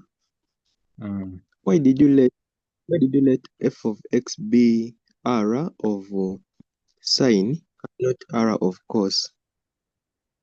What if I was letting it to be r of course, what do you think I would have done? What should I have done if it was the case? If it was that case, you would have got your beta as 61.9, then r would remain 17 and the maximum will be 17. Then the angles I get when I use that r of course went directly 28.1 and 208.1. Those are the as for me. I don't know whether it's okay to use r of course. No. Yes, you're saying r of course, but then what is in the bracket? So you have r cos what? In the bracket, I have r of course is cos x minus alpha. Minus alpha. Use alpha, okay. This is what you have. And then, yeah, it's okay. And I think we are supposed to have the same solutions. But I think it comes to the point where we have to assess our thinking or our reasoning behind the question. So you have your f max as 17, right? Yes. So your for f of x maximum is 17. That's okay. So what was your alpha? My alpha is 61.9. 61.9, okay. Let's first get to that. So you have f Okay. of x is equals to 17 cos x minus, sorry, let me X hold on a bit. 61.9. Hold on a bit. So this is x minus 61.9. Yeah. Okay. So this has to be equal to 0. And that means you have your acute angle as what? As My acute A cos of 0 is 90. 90 degrees. Perfect. 90 degrees. Now, that means x minus 61.9 degrees and b 90 degrees. Yeah. Or to It or to can be to 70. 70. And it can also be 360 because it is because we are Okay. looking for the range. What? We're looking for Oh, x between okay. 0 to x and what? To 360, right? Yeah. So now what are we going to do next? We're going to add 61.9 on all of them. Is that right? We add. Yes, because No. we are making x the subject. Okay. I think I What had do you made a think? mistake. What do you do Sir, here? you're right. For me, I subtracted, but I made a mistake somewhere. Okay. And then thank you for pointing that out. And there's also just one thing I want to add. So that means our angles, we have 151.9 degrees, right? And then? Yes. 19. And then 331.9 as well, right? Yes. But then you can see if you add 61 to 360, you're going outside the range. Is that okay? Yes. Now, this is our solution. But then maybe we can also, let me just teach you something on how to treat the ranges. So what do we Yes, have sir. here? We have our acute angle is 90 degrees. And now that means Yes. we can, the angle now we are dealing with x minus, I'm picking this from here, yeah? Let me change x so that Yes. we can easily follow through. And just pay keen attention to this. I think it will be very, very helpful. So we have the angle we're dealing with is x minus 61.9 degrees, right? Yes. But remember the range we have here is for x alone, not so? So we can manipulate this range. When we manipulate the range, as we can see from x, we're subtracting how many? 61.9 degrees. You get? Yes, sir, I get you. That means we're going to subtract 61.9 degrees on either side. And that means our new range is this. 0.9 degrees less than or equal to x minus 61.9 degrees. And then 360 minus 61.9, what do we have?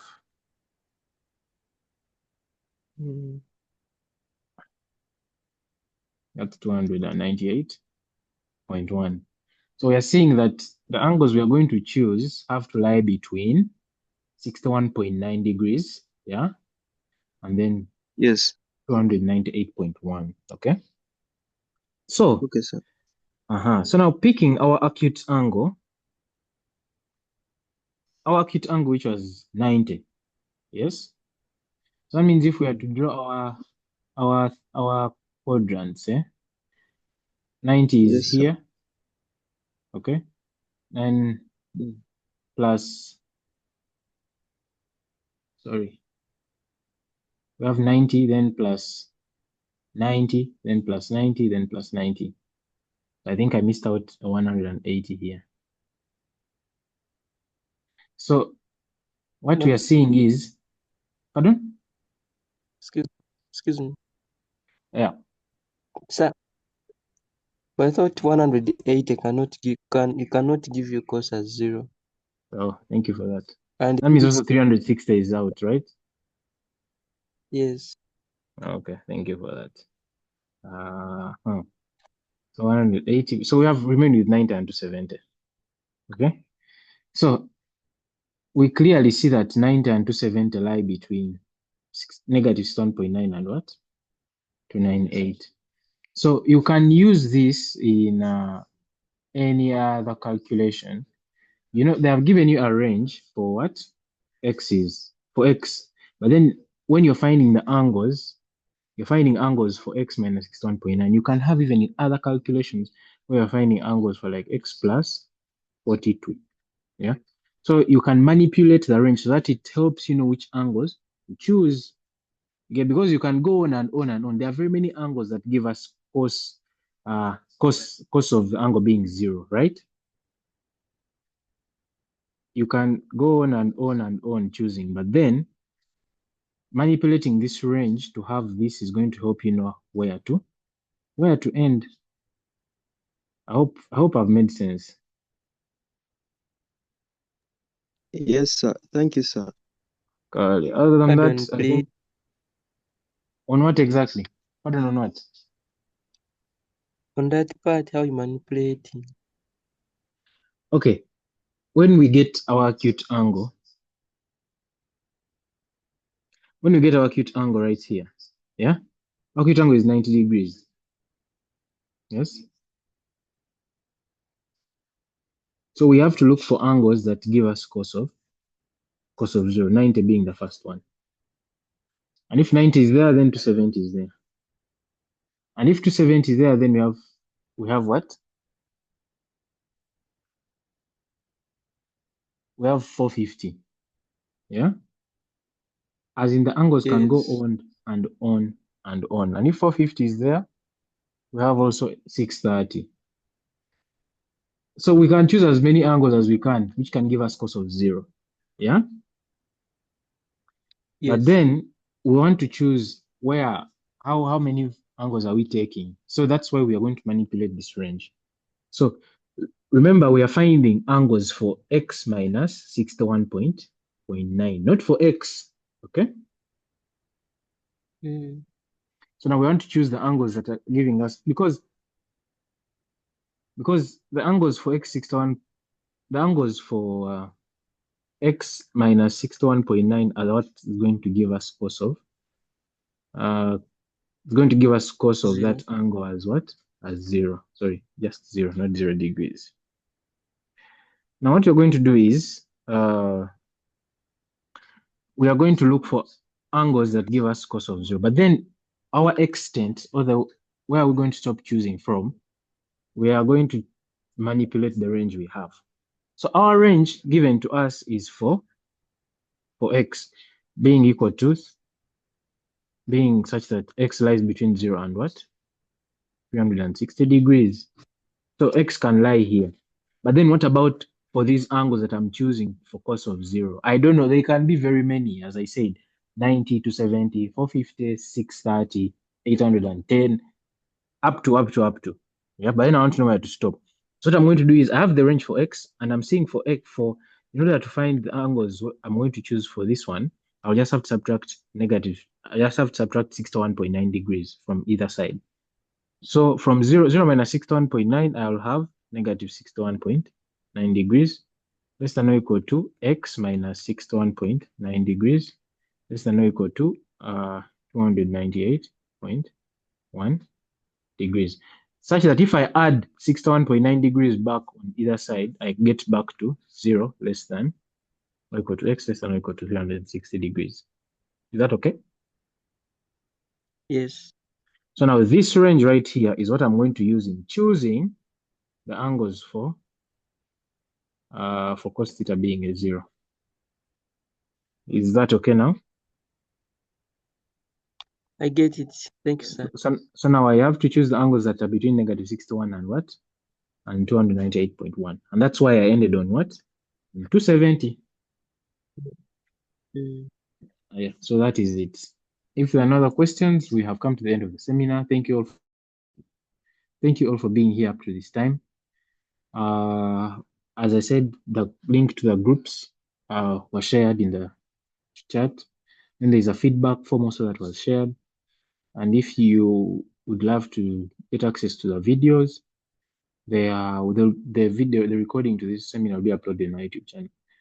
Other than that, thank you all for attending. I hope it was fruitful and helpful. Please keep engaged in the WhatsApp groups so that we keep helping you out. Other than that, have a lovely day.